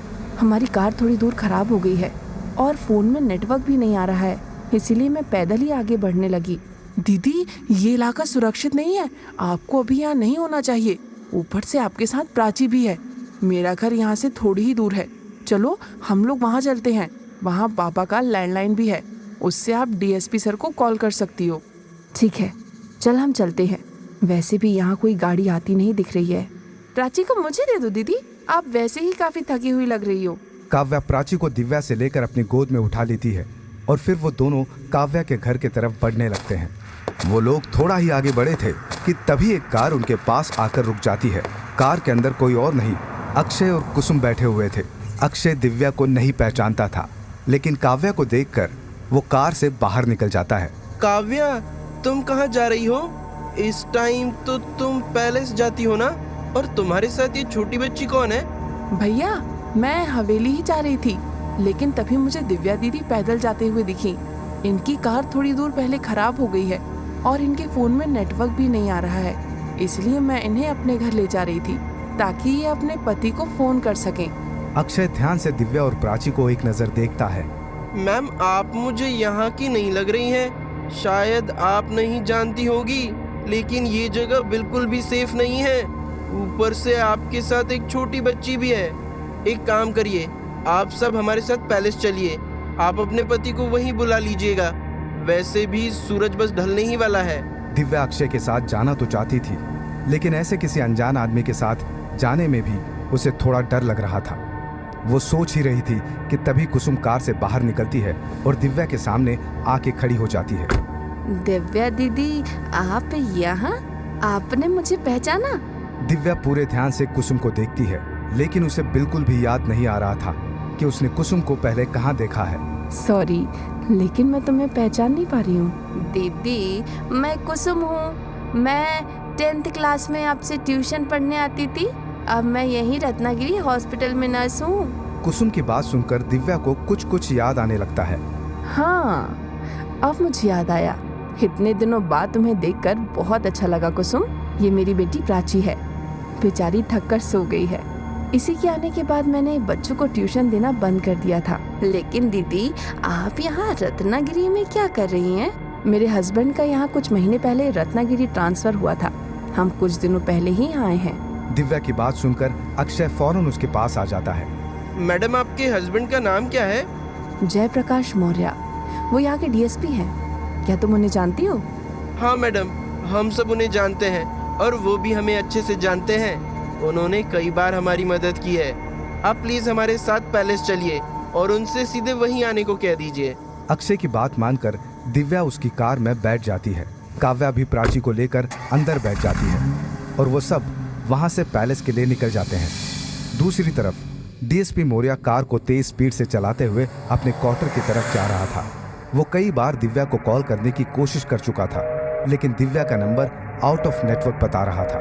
पता नहीं दिव्या का फोन क्यों नहीं लग रहा है, कहीं वो किसी प्रॉब्लम में ना हो। मुझे उसी समय उसका फोन उठा लेना चाहिए था। डीएसपी मौर्य आगे बढ़ ही रहा था कि तभी उसका ध्यान रोड के किनारे पेड़ से लगी हुई अपनी कार पर पड़ती है। डीएसपी मौर्य फौरन अपनी कार को पहचान लेता है और जीप को उसके पास ले जाकर खड़ा कर देता है। कार को वहां ऐसी हालत में देखकर डीएसपी मौर्य बुरी तरह से घबरा जाता है। ये क्या? मेरी कार यहाँ क्या कर रही है? जरूर दिव्या यहाँ आई है, इसीलिए उसका नंबर नेटवर्क के बाहर बता रहा है। ऑलरेडी शाम हो चुकी है, मुझे किसी भी तरह उसे ढूंढना होगा। अभी जंगल में जाना उसके लिए बहुत रिस्की हो सकता है। अगर दिव्या को कुछ हो गया तो मैं खुद को कभी माफ नहीं कर पाऊंगा। डीएसपी मौर्य अपने पुलिस रेडियो से अंकुल को सारी बात बताकर क्वार्टर जाने के लिए मैसेज भेजता है और खुद दिव्या को ढूंढते हुए उस अंधेरे जंगल के अंदर चला जाता है।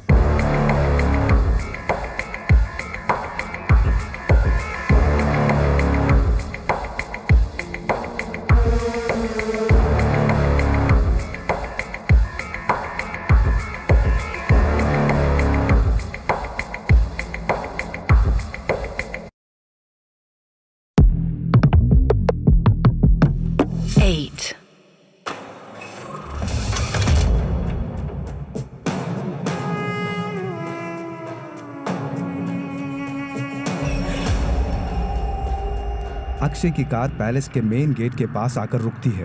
पैलेस का गेट बंद हो चुका था। अक्षय गेट खोलने के लिए हॉर्न बजाता है। शंभू काका गार्डन में पौधों को पानी दे रहे थे। हॉर्न की आवाज सुनकर वो गेट के पास आते हैं और मेन गेट खोल देते हैं। अक्षय कार को गेट के अंदर लाता है और पैलेस के सामने ले जाकर रोक देता है। देव, अंजलि, शुभम, शिल्पा और विकी सब लोग पैलेस के टेरेस पर बैठे हुए थे। इतने सारे लोगों को कार से उतरते देखकर वो सब थोड़े हैरान हो जाते हैं। ये क्या? अक्षय तो बस कुसुम को लेकर हॉस्पिटल गया था, फिर उसके साथ इतने सारे लोग कौन हैं? वो लड़की तो काव्या है, लेकिन उसके साथ वो औरत और वो छोटी बच्ची कौन है? चलो नीचे चलकर देखते हैं। बहुत दिनों के बाद इस पैलेस में कुछ नए चेहरे दिख रहे हैं। सब लोग टेरेस से नीचे उतरकर गार्डन में आते हैं और कार के पास खड़े हो जाते हैं। जैसे ही अक्षय सबको वहाँ देखता है, वो पीछे से चलकर देव के पास आकर खड़ा हो जाता है। इनसे मिलो देव, ये दिव्या मैम है, मौर्य सर की वाइफ। डीएसपी मौर्य का नाम सुनते ही सब लोग दिव्या की तरफ देखने लगते हैं। और ये प्यारी सी बच्ची जो काव्या की गोद में सो रही है, इसका नाम प्राची है, मौर्य सर की बेटी। नमस्ते मैम। मौर्य सर अक्सर आप दोनों के बारे में बताते रहते हैं। आज आपसे मिलकर बहुत अच्छा लगा। प्लीज अंदर आइए। देव सब लोगों को पैलेस के अंदर ले जाता है। अंदर जाकर सब लोग हॉल में रखे काउच पर बैठ जाते हैं। अंदर जाकर देव दिव्या को बाकी सबसे मिलाता है और सबके बारे में बताता है। वैसे अक्षय, तू कुसुम के साथ हॉस्पिटल गया था, फिर तुझे दिव्या मैम और काव्या कहाँ मिल गए? हम हॉस्पिटल से पैलेस ही लौट रहे थे, तभी हमें रास्ते में दिव्या मैम और काव्या पैदल आते हुए दिखे। इनकी कार रास्ते में खराब हो गई थी और फोन में नेटवर्क भी नहीं आ रहा था, इसीलिए मैंने यहाँ लेकर आ गया। ये तो तूने बहुत अच्छा किया अक्षय। वैसे भी शाम होने के बाद उधर काफी खतरा होता है। देव की बात सुनकर दिव्या के चेहरे का एक्सप्रेशन बदल जाता है। ऐसा लग रहा था जैसे वो देव से कुछ पूछना चाहती हो। क्या हुआ मैम? क्या आपको कुछ चाहिए? नहीं देव, मैं तुमसे एक बात पूछना चाहती हूँ। हाँ मैम, बताइए क्या बात है। जब से मैं यहाँ आई हूँ, मैंने सबसे यही सुना है कि यहाँ के जंगल बहुत खतरनाक हैं और शाम के बाद वहाँ कोई नहीं जाता। आखिर वहाँ ऐसा क्या है जो सब लोग वहाँ जाने से इतना डरते हैं? दिव्या का सवाल सुनकर वहाँ बैठे सभी लोगों का चेहरा सीरियस हो जाता है। क्या हुआ? तुम सब लोग चुप क्यों हो गए? मैम, यहाँ के जंगलों में बहुत सारे जंगली जानवर रहते हैं। आए दिन वहाँ लोगों की जान जाती रहती है, इसीलिए सब लोग वहाँ जाने से डरते हैं। वैसे मौर्य सर कहाँ है? क्या आपने उन्हें बता दिया कि आप यहाँ आई है? नहीं, मैं सच में कितनी बड़ी बेवकूफ हूँ। मैंने उन्हें अब तक कॉल नहीं किया है। इन सब बातों में मैं उन्हें बताना ही भूल गई। दिव्या अपना फोन निकालती है। अपना फोन देखकर दिव्या घबरा जाती है। फोन में डीएसपी मौर्य के 10 मिस कॉल आए हुए थे। दिव्या फौरन डीएसपी मौर्य का नंबर डायल करती है, लेकिन अब डीएसपी मौर्य का नंबर भी नेटवर्क कवरेज एरिया से बाहर बता रहा था। मौर्य का कॉल ना लगने से दिव्या बुरी तरह से डर जाती है। क्या हुआ मैम? क्या सर फोन नहीं उठा रहे हैं? नहीं, उनका फोन नेटवर्क में नहीं है। जब मैं जंगल में थी तो उन्होंने मुझे 10 बार कॉल करने की कोशिश की थी। मुझे डर है कहीं वो हमें ढूंढते हुए उस जंगल में न चले गए हों। शाम भी हो चुकी है, कहीं जय किसी खतरे में न पड़ जाए। और तुम बता रहे हो कि शाम को वहाँ और भी ज्यादा खतरा होता है। मैम आप चिंता मत करिए, मौर्य सर को कुछ नहीं होगा। पहले ही तंत्रा 2 बार उन्हें मारने की कोशिश कर चुकी है। जब वो उनका कुछ नहीं बिगाड़ पाई तो कोई जानवर भला उन्हें क्या ही नुकसान पहुंचाएगा।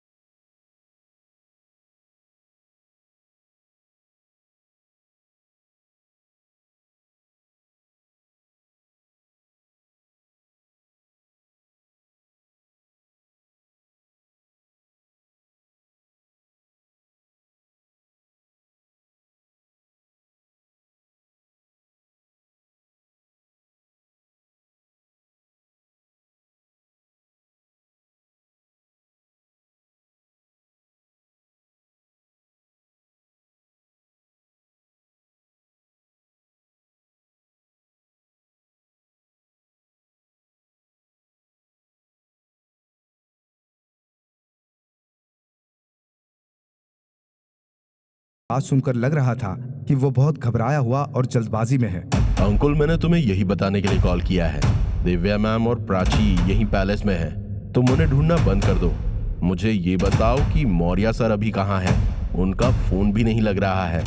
पता नहीं, जब उन्होंने मुझे मैसेज भेजा था तब वो जंगल वाले रास्ते पर थे जहाँ पर दिव्या मैम की कार खराब हुई थी। हो सकता है वो मैम को खोजते हुए जंगल के अंदर चले गए हों। अगर वो जंगल के अंदर गए हैं तो तुम्हें फौरन जाकर उन्हें ढूंढना चाहिए। मैं और अक्षय पैलेस से निकल रहे हैं, तुम भी जल्दी वहां पहुंचो। ठीक है, मैं अभी वहां पहुंचता हूँ। स्पीकर पर अंकुल की सारी बात सुनकर दिव्या बहुत डर जाती है और उसकी आंखों से आंसू निकलने लगते हैं। दिव्या को रोता हुआ देखकर देव अंजलि को इशारे से उसके पास बुलाता है। अंजलि, मैं और अक्षय मौर्य सर को ढूंढने जा रहे हैं। तुम यहाँ दिव्या मैम का ख्याल रखना। देव, मैं भी तुम्हारे साथ चलता हूँ, तुम्हें वहां मेरी जरूरत पड़ सकती है। नहीं शुभम, किसी का यहाँ रुकना भी बहुत जरूरी है। और ध्यान रखना, फिर से कोई बेवकूफी मत करना। इतना कहकर देव अक्षय को लेकर तेजी से पैलेस से बाहर चला जाता है। उनके जाने के बाद अंजलि दिव्या के पास बैठ जाती है और उसे चुप करने लगती है। मैम, आप खुद को संभालिए। अगर प्राची आपको ऐसे रोते हुए देखेगी तो उस पर गलत असर पड़ेगा। अंजलि, जय मेरी ही वजह से उस जंगल के अंदर गए हैं। अगर मैंने प्राची की जिद नहीं मानी होती तो ऐसा कुछ भी नहीं होता। पता नहीं जय अभी कहाँ होंगे। अगर उसे कुछ हो गया तो। दिव्या तुम कहाँ हो? डीएसपी मौर्य दिव्या को ढूंढते हुए जंगल के अंदर बढ़ता जा रहा था। अब जंगल में पूरी तरह से अंधेरा था। डीएसपी मौर्य के हाथ में एक टॉर्च थी जिससे रास्ता देखते हुए वो आगे बढ़ रहा था। पता नहीं दिव्या यहाँ जंगल की तरफ आई ही क्यों होगी। कहीं इसके पीछे भी उस तंत्रा का तो हाथ नहीं है। डीएसपी मौर्य दिव्या को ढूंढते हुए उसी कुएं के पास पहुंच जाता है जिसके अंदर गांव वालों को मंदाकिनी की लाश मिली थी। डीएसपी मौर्य कुएं के अंदर टॉर्च मारकर देखता है। ये एक बहुत गहरा कुआं था जो काफी समय से सूखा पड़ा हुआ था। सब तरफ अच्छी तरह देखकर डीएसपी मौर्य जंगल के और अंदर जाने लगता है। थोड़ी दूर और बढ़ने के बाद डीएसपी मौर्य को एक हल्की सी रोशनी दिखाई देती है। ये रोशनी कैसी है? लगता है जंगल के अंदर भी किसी का घर है। मुझे एक बार इनसे पूछकर देखना चाहिए। शायद किसी ने दिव्या को इधर जाते हुए देखा हो। डीएसपी मौर्य उस रोशनी की तरफ आगे बढ़ता है। पास जाकर वो देखता है कि ये रोशनी किसी के घर से नहीं बल्कि एक गुफा के अंदर से आ रही थी। ये उसी अघोरी की गुफा थी जिसने शुभम और अक्षय को उस साए के बारे में बताया था।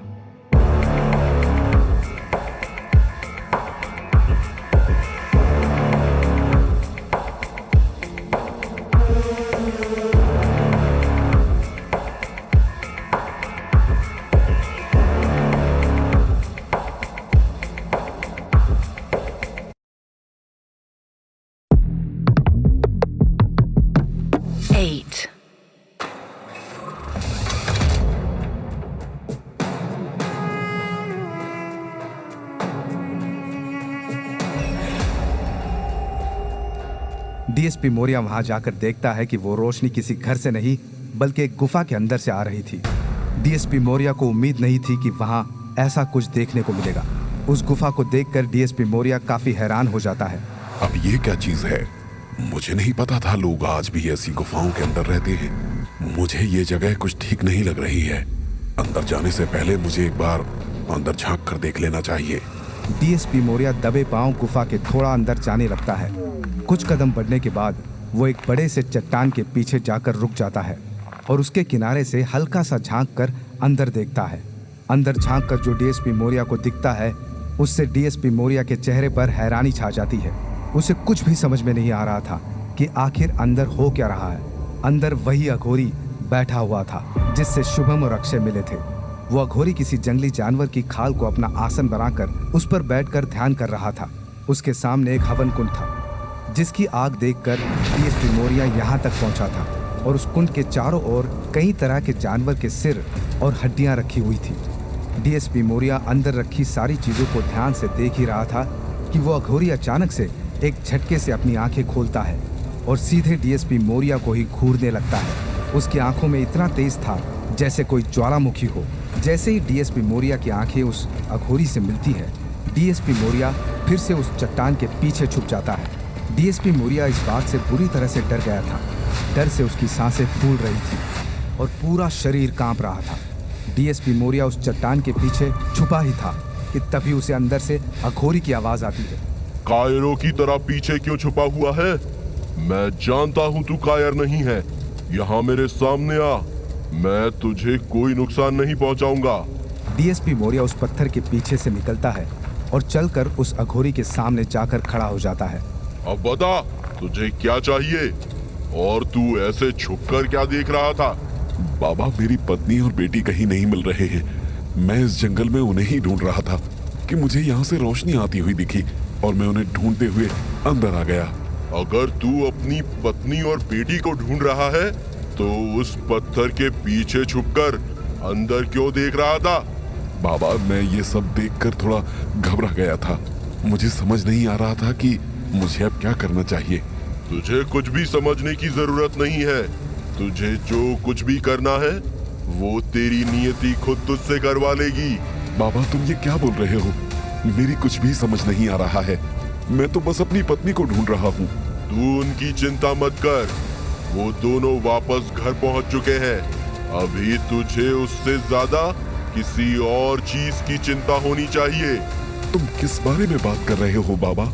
उस साए के बारे में। अमावस्या की रात को बस 20 दिन ही बचे हैं। जैसे ही उसकी तंत्र क्रिया पूरी होगी, वो तुम सबके खून का प्यासा हो जाएगा। वो उन सब लोगों को खत्म कर देगा जो किसी भी तरह से इस कहानी से जुड़े हुए हैं। लेकिन तुम ये सब मुझे क्यों बता रहे हो बाबा? क्योंकि तू ही है जो सबको उस साए से बचा सकता है। इसीलिए मैंने तुझे अंदर आने दिया। अगर तेरी जगह यहाँ कोई और आया होता तो इन जानवरों के साथ उसकी लाश भी यहाँ पड़ी होती। लेकिन मैं तो यहाँ गलती से आ गया हूँ। अगर आज मैं यहाँ नहीं आता तो तुम क्या करते? ऐसा तुझे लगता है कि तू गलती से यहाँ तक पहुँच गया, लेकिन असल में तुझे तेरी नियति यहाँ तक लेकर आई है और यही तुझे आगे भी लेकर जाएगी। ठीक है, अगर मैं ही सबको उस साए से बचा सकता हूँ तो बताओ अब मुझे क्या करना चाहिए? इसके बारे में तुझे मैं नहीं बताऊंगा। सही समय आने पर तुझे खुद ही सब समझ आ जाएगा। लेकिन तुम उस साए के बारे में इतना सब कैसे जानते हो? क्या तुम भी किसी तरह इस कहानी से जुड़े हुए हो? जिसे तुम आज एक साए के रूप में देख रहे हो, वो हमेशा से इतना खतरनाक और खूंखार नहीं था। जब वो मेरे दादा को मिला था तब वो बस एक कमजोर और अधमरा लड़का था। उसके अंदर की नफरत और मेरे दादा के तंत्र ने मिलकर उसे ऐसा हैवान बना दिया। मैं नहीं चाहता कि वो फिर से वैसी ही तबाही मचाए जैसी उसने पहले मचाई थी। इसका मतलब तुम उस साए के बारे में सब कुछ जानते हो। प्लीज मुझे उसके बारे में कुछ और बताओ। उसे खत्म करने के लिए मुझे क्या करना होगा? मैंने कहा ना, सही समय आने पर तुझे सब समझ आ जाएगा। अगर मैं अभी तुझे बता दूं कि तुम्हें क्या करना है तो तुम सही वक्त आने पर वो कर ही नहीं पाओगे। इसीलिए अभी तुम जाओ। तुम्हारे साथी तुम्हें जंगल में सब तरफ ढूंढ रहे हैं। ठीक है, मैं जा रहा हूँ, लेकिन अगर मुझे तुम्हारी मदद की जरूरत पड़ी तो मैं फिर तुमसे मिलने आऊंगा। डीएसपी मौर्य की बात सुनकर वो अघोरी जोर से हंसने लगता है। आज के बाद तुम दोबारा कभी यहाँ नहीं आ पाओगे। तुमने आज जंगल में आने के बाद जो कुछ भी देखा, तुम वो सब भूल जाओगे। तुम्हें बस मेरी आवाज याद रहेगी और कुछ भी नहीं। ये तुम क्या कह रहे हो? ये बस डीएसपी मौर्य अपनी बात पूरी कर पाता इससे पहले ही उसका सर घूमने लगता है और वह चक्कर खाकर जोर से जमीन पर गिर जाता है। कुछ देर बाद डीएसपी मौर्य को होश आता है। वो एक कमरे में बेड पर लेटा हुआ था और उसके आसपास बहुत सारे लोग खड़े थे। जैसे ही वो उठकर बैठता है, दिव्या उसके पास आकर उसके गले से लग जाती है। जय, तुम ठीक तो हो ना? मैं तो बुरी तरह से डर गई थी। आखिर तुम जंगल में बेहोश कैसे हो गए? पता नहीं, मुझे कुछ भी याद नहीं आ रहा है। बस वो आवाज मेरे कानों में गूंज रही है। उसने कहा था कि मुझे कुछ भी याद नहीं रहेगा। वैसे मुझे यहाँ कौन लेकर आया? मैं तो दिव्या को ढूंढते हुए जंगल में गया था। सर, आप जंगल के बीच बेहोश पड़े हुए थे। मैं और अंकुल आपको यहाँ लेकर आए। आप पिछले 2 घंटे से यहाँ सोए हुए थे। क्या? लेकिन ये कैसे हो सकता है? अभी थोड़ी देर पहले तो मैं उस अघोरी से बात कर रहा था। क्या? जय, तुम ये किस अघोरी की बात कर रहे हो? डीएसपी मौर्य समझ जाता है कि उसे दिव्या के सामने ये सब नहीं बोलना चाहिए और वो बात को बदल देता है। पता नहीं दिव्या, ऐसा लग रहा है जैसे मैंने नींद में कोई बुरा सपना देखा है। मेरे ख्याल से अब हमें घर वापस चलना चाहिए। कांस्टेबल अंकुल बाहर के कमरे से अंदर आता है और डीएसपी मौर्य के सामने आकर खड़ा हो जाता है। चलिए सर, मैं आपको घर छोड़ देता हूँ। आपको अभी आराम की काफी जरूरत है। तुम सही कह रहे हो अंकुल, मैं सच में बुरी तरह थक गया हूँ। चलो घर चलते हैं। डीएसपी मौर्य उठकर अंकुल के साथ पैलेस से बाहर निकल जाता है। दिव्या भी प्राची को लेकर उसके पीछे पीछे जाती है। वो सब अंकुल के साथ पुलिस जीप में बैठते हैं और वहां से अपने घर के लिए निकल जाते हैं। कार के अंदर दिव्या डीएसपी मौर्य को सारी बात बताने लगती है। हम सॉरी जय, ये सब मेरी ही वजह से हुआ है। प्राची बाहर जाने की बहुत जिद कर रही थी। मैंने उसे मना भी किया, लेकिन वो मानी ही नहीं। मैंने तुमसे पूछने के लिए तुम्हें कॉल भी किया था, मगर तुमने मेरा फोन नहीं उठाया। अगर मैंने प्राची को मना कर दिया होता तो ऐसा कुछ भी नहीं होता। नहीं दिव्या, इसमें तुम्हारी कोई गलती नहीं है।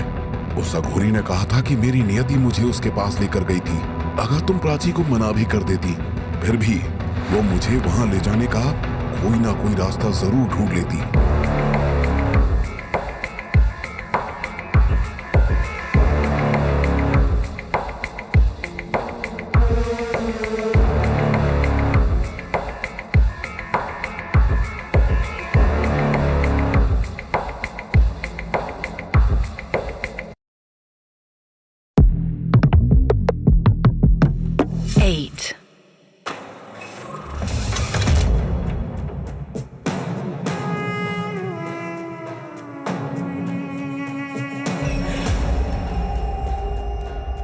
डीएसपी मौर्य के अंदर जाने के बाद सब लोग अपने अपने कमरों में चले जाते हैं। देव अपने कमरे में बैठा कुछ सोच ही रहा था कि तभी कोई उसके कमरे का दरवाजा नॉक करता है। दरवाजा खुला है। धीरे से कमरे का दरवाजा खुलता है और अंजलि चलकर अंदर आती है। देव, तुम यहाँ बैठे क्या सोच रहे हो? मुझे लगा था तुम अभी रानी दुर्गावती की डायरी पढ़ रहे होगे। अंजलि, मैं डीएसपी मौर्य की बात के बारे में सोच रहा हूँ। वो कह रहे थे कि उन्होंने उस अघोरी से बात की।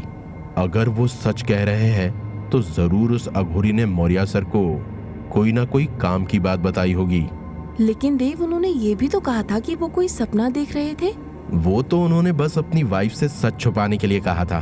मैं उनका चेहरा देखकर ही समझ गया था कि जरूर जंगल में कुछ ना कुछ हुआ है। अगर तुम्हें ऐसा लगता है तो हो सकता है वो सच में उस अघोरी से मिले हों। लेकिन शुभम और अक्षय ने तो बताया था कि वो अघोरी बहुत खतरनाक है। अगर सच में डीएसपी मौर्य उसके पास गए होते तो मुझे नहीं लगता कि वो तुम्हें सही सलामत मिलते। नहीं अंजलि, डीएसपी मौर्य में ऐसी कोई बात तो जरूर है जिसके बारे में हम अब तक नहीं जान पाए हैं। तंत्रा पहले ही 2 बार उन्हें मारने की कोशिश कर चुकी है, लेकिन वो उनका कुछ नहीं बिगाड़ पाई, बल्कि डीएसपी मौर्य को छूने से तंत्रा को तकलीफ हो रही थी। अगर वो डीएसपी मौर्य का कुछ नहीं बिगाड़ सकती तो तुम उनके बारे में सोचकर इतने परेशान क्यों हो रहे हो? नहीं अंजलि, तुम गलत समझ रही हो। मैं डीएसपी मौर्य के बारे में नहीं सोच रहा, मैं तो उस आवाज के बारे में सोच रहा हूँ। जो मैंने उस रात जंगल जाते वक्त सुनी थी। पता नहीं उसने मुझसे ऐसा क्यों कहा कि मुझे किसी पर भी भरोसा नहीं करना चाहिए। आखिर हमारे दोस्तों में से कौन है जो मुझे धोखा दे सकता है? मैं अब तक ये पता नहीं लगा पाया हूँ कि वो 2 लोग कौन थे जो मेरे बाद उस बेसमेंट के अंदर गए थे। उनमें से एक ने ये डायरी उस संदूक से निकाली और दूसरे ने संध्या की पेंटिंग का एक हिस्सा काटकर अपने पास रख लिया। लेकिन देव, तुम अभी भी उसके लिए इतने परेशान क्यों हो रहे हो? वो डायरी तो तुम्हें वापस मिल ही चुकी है। और रही बात उस पेंटिंग की, तो उसका कटा हुआ हिस्सा ढूंढकर भी हम क्या ही करेंगे। नहीं अंजलि, तुम अभी तक मेरी बात को नहीं समझ रही हो। पेंटिंग का वो हिस्सा ढूंढना हमारे लिए बहुत इम्पोर्टेंट है। लेकिन क्यों देव? ताकि हम संध्या का फेस देख सके। अगर हम सब का पुनर्जन्म हो सकता है तो क्या पता संध्या का भी पुनर्जन्म हुआ हो और वो यही कहीं हमारे आसपास ही हो। हाँ देव, ये बात तो मैंने सोची ही नहीं थी। और वैसे भी उस पेंटिंग की आंखें मुझे कुछ जानी पहचानी सी लग रही हैं। खैर, पेंटिंग का वो टुकड़ा तो हम बाद में ढूंढेंगे। तुम बताओ, तुम मेरे रूम में क्यों आई थी? मैं तो रानी दुर्गावती की डायरी को आगे पढ़ने के लिए आई थी। जब से मैं तुम्हारे रूम से गई थी, मेरे मन में बस यही चल रहा था कि संध्या के साथ आगे क्या हुआ होगा। मैं अभी उस डायरी को निकालता हूँ। देव अपने बेड से उठकर खड़ा होता है और अपनी अलमारी खोलकर वो डायरी बाहर निकालता है। देव, अगर तुम्हें पढ़ने में कोई प्रॉब्लम हो रही हो तो मैं तुम्हें इसे आगे पढ़ के सुना देती हूँ। नहीं अंजलि, मुझे कोई प्रॉब्लम नहीं है। देव उस डायरी को निकालकर एक चेयर पर बैठ जाता है और उसे आगे पढ़कर अंजलि को सुनाने लगता है। संध्या के बेहोश होने वाली बात को अब लगभग 2 महीने बीत चुके थे। संध्या पहले की तरह खुश रहने लगी थी। वो पहले की तरह शैतानियां करती, सबसे अच्छे से बात करती और रोज अपने दोस्तों के साथ खेलने बाहर जाती। अपनी पुरानी संध्या को पाकर राजा रुद्र प्रताप और रानी दुर्गावती भी बहुत खुश थे। शाम के 5 बज रहे थे। राजा रुद्र प्रताप और रानी दुर्गावती महल के बगीचे में एक साथ टहलते हुए बातें कर रहे थे। दुर्गा, संध्या कहीं दिखाई नहीं दे रही, क्या वो कहीं बाहर गई है? हाँ महाराज, संध्या अपने दोस्तों के साथ खेलने बाहर गई है। उसे महल से निकले अभी थोड़ा ही समय हुआ है। ये तो अच्छी बात है। हमें खुशी है कि संध्या पहले की तरह खुश रहने लगी है। आखिरकार उसे ये बात समझ आ ही गई कि लड़की को एक न एक दिन शादी के बाद अपना घर छोड़ना ही पड़ता है। हाँ महाराज, मैंने भी नहीं सोचा था कि संध्या ये बात इतनी आसानी से समझ जाएगी। उस दिन के बाद पता नहीं उसे क्या हुआ, उसने एकदम से अपनी शादी की बात को अपना लिया। अरे हाँ, मैं तो आपको बताना ही भूल गया था। कल शाम राजकुमार राजवीर के पिता राजा चंद्रभान का संदेश आया था। क्या? तो क्या लिखा था उन्होंने अपने संदेश में? उन्हें शादी के लिए दुर्गाष्टमी तक रुकने में तो कोई परेशानी नहीं है, लेकिन वो चाहते हैं कि हम संध्या और राजवीर की सगाई इसी महीने कर दें। राजा रुद्र प्रताप की बात सुनकर दुर्गावती के शरीर में सीलन दौड़ जाती है। क्या? लेकिन इसी महीने क्यों? उन्हें सगाई की इतनी भी क्या जल्दी है? अगर वो यही चाहते थे तो उन्हें हमें पहले बता देना चाहिए था। हाँ, आपकी बात तो सही है, लेकिन अब हम कर भी क्या सकते हैं? आप उन्हें मना कर दीजिए। उनसे कह दीजिए कि इस महीने सगाई होना मुमकिन नहीं है। नहीं दुर्गावती, हम ऐसा नहीं कह सकते। राजा चंद्रभान पहले ही हमारी बहुत सारी बातें मान चुके हैं। अब हमें भी उनकी बात मान लेनी चाहिए। और वैसे भी उन्होंने सगाई के लिए ही तो कहा है। सगाई के बाद भी तो संध्या हमारे ही साथ रहेगी। ठीक है, अगर आपको ठीक लगता है तो यही सही, लेकिन पहले संध्या को भी इस बारे में बताना होगा। कहीं अचानक से अपनी सगाई की बात सुनकर वो फिर से परेशान ना हो जाए। हाँ, ये तो आप बिल्कुल ठीक कह रही हैं। हम अभी संध्या को सारी बात समझा देते हैं। क्या संध्या अब तक खेलकर वापस नहीं आई? नहीं महाराज। कोई बात नहीं, हम अभी भान सिंह को उसे बुलाने भेज देते हैं। भान सिंह! राजा रुद्र प्रताप की आवाज सुनकर भान सिंह भागते हुए उनके कमरे में अंदर आकर खड़ा हो जाता है। जी महाराज, आपने मुझे बुलाया? भान सिंह, संध्या अपने दोस्तों के साथ खेलने बाहर गई है। हमें उसे एक जरूरी बात बतानी है। जल्दी उसे लेकर हमारे पास वापस आओ। जी महाराज। क्या तुम्हें पता है संध्या अभी किधर होगी? हाँ महाराज, मुझे पता है राजकुमारी किन जगहों पर खेलने जाती है। मैं फौरन उन्हें लेकर आता हूँ। संध्या इस समय उसी तालाब के पास थी। उसके साथ शेखर भी था। दोनों एक दूसरे के पास बैठे हुए आपस में बातें कर रहे थे। संध्या, किसी ने तुम्हें यहाँ आते हुए तो नहीं देखा ना? हाँ, मैं सबसे छुपते हुए यहाँ आई हूँ। मुझे किसी ने नहीं देखा। पिछली बार जब तुम्हारे बाबा ने उस भान सिंह को यहाँ भेज दिया था तो मैं बुरी तरह डर गया था। अच्छा हुआ उस दिन उसने हमें एक साथ नहीं देखा, वरना पता नहीं वो क्या करता।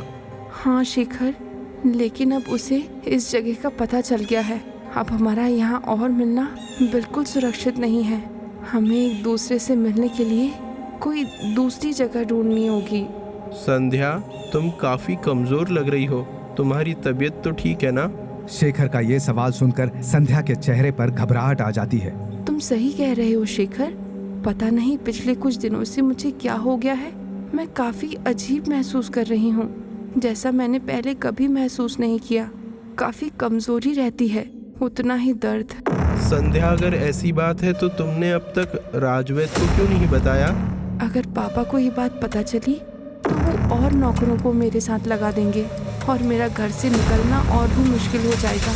इसीलिए मैंने अभी तक महल में किसी से कुछ नहीं कहा। दूसरी तरफ भान सिंह सब तरफ देखते हुए तेजी से उस तालाब की तरफ ही बढ़ रहा था। उसे याद था कि उसने पिछली बार संध्या को वहीं पर बैठे हुए देखा था। राजकुमारी संध्या बागीचे में तो दिखाई नहीं दे रही। जरूर वो फिर से उस तालाब के पास गई होंगी। पता नहीं वो अकेले वहां क्यों जाती है। भान सिंह के कदम अब और भी तेज हो जाते हैं। वो रास्ते की झाड़ियों को हटाते हुए सीधे उस तालाब के सामने जाकर निकलता है। वहां पहुंचकर उसे जो दिखाई देता है उससे उसकी आंखें हैरानी से फैल जाती है।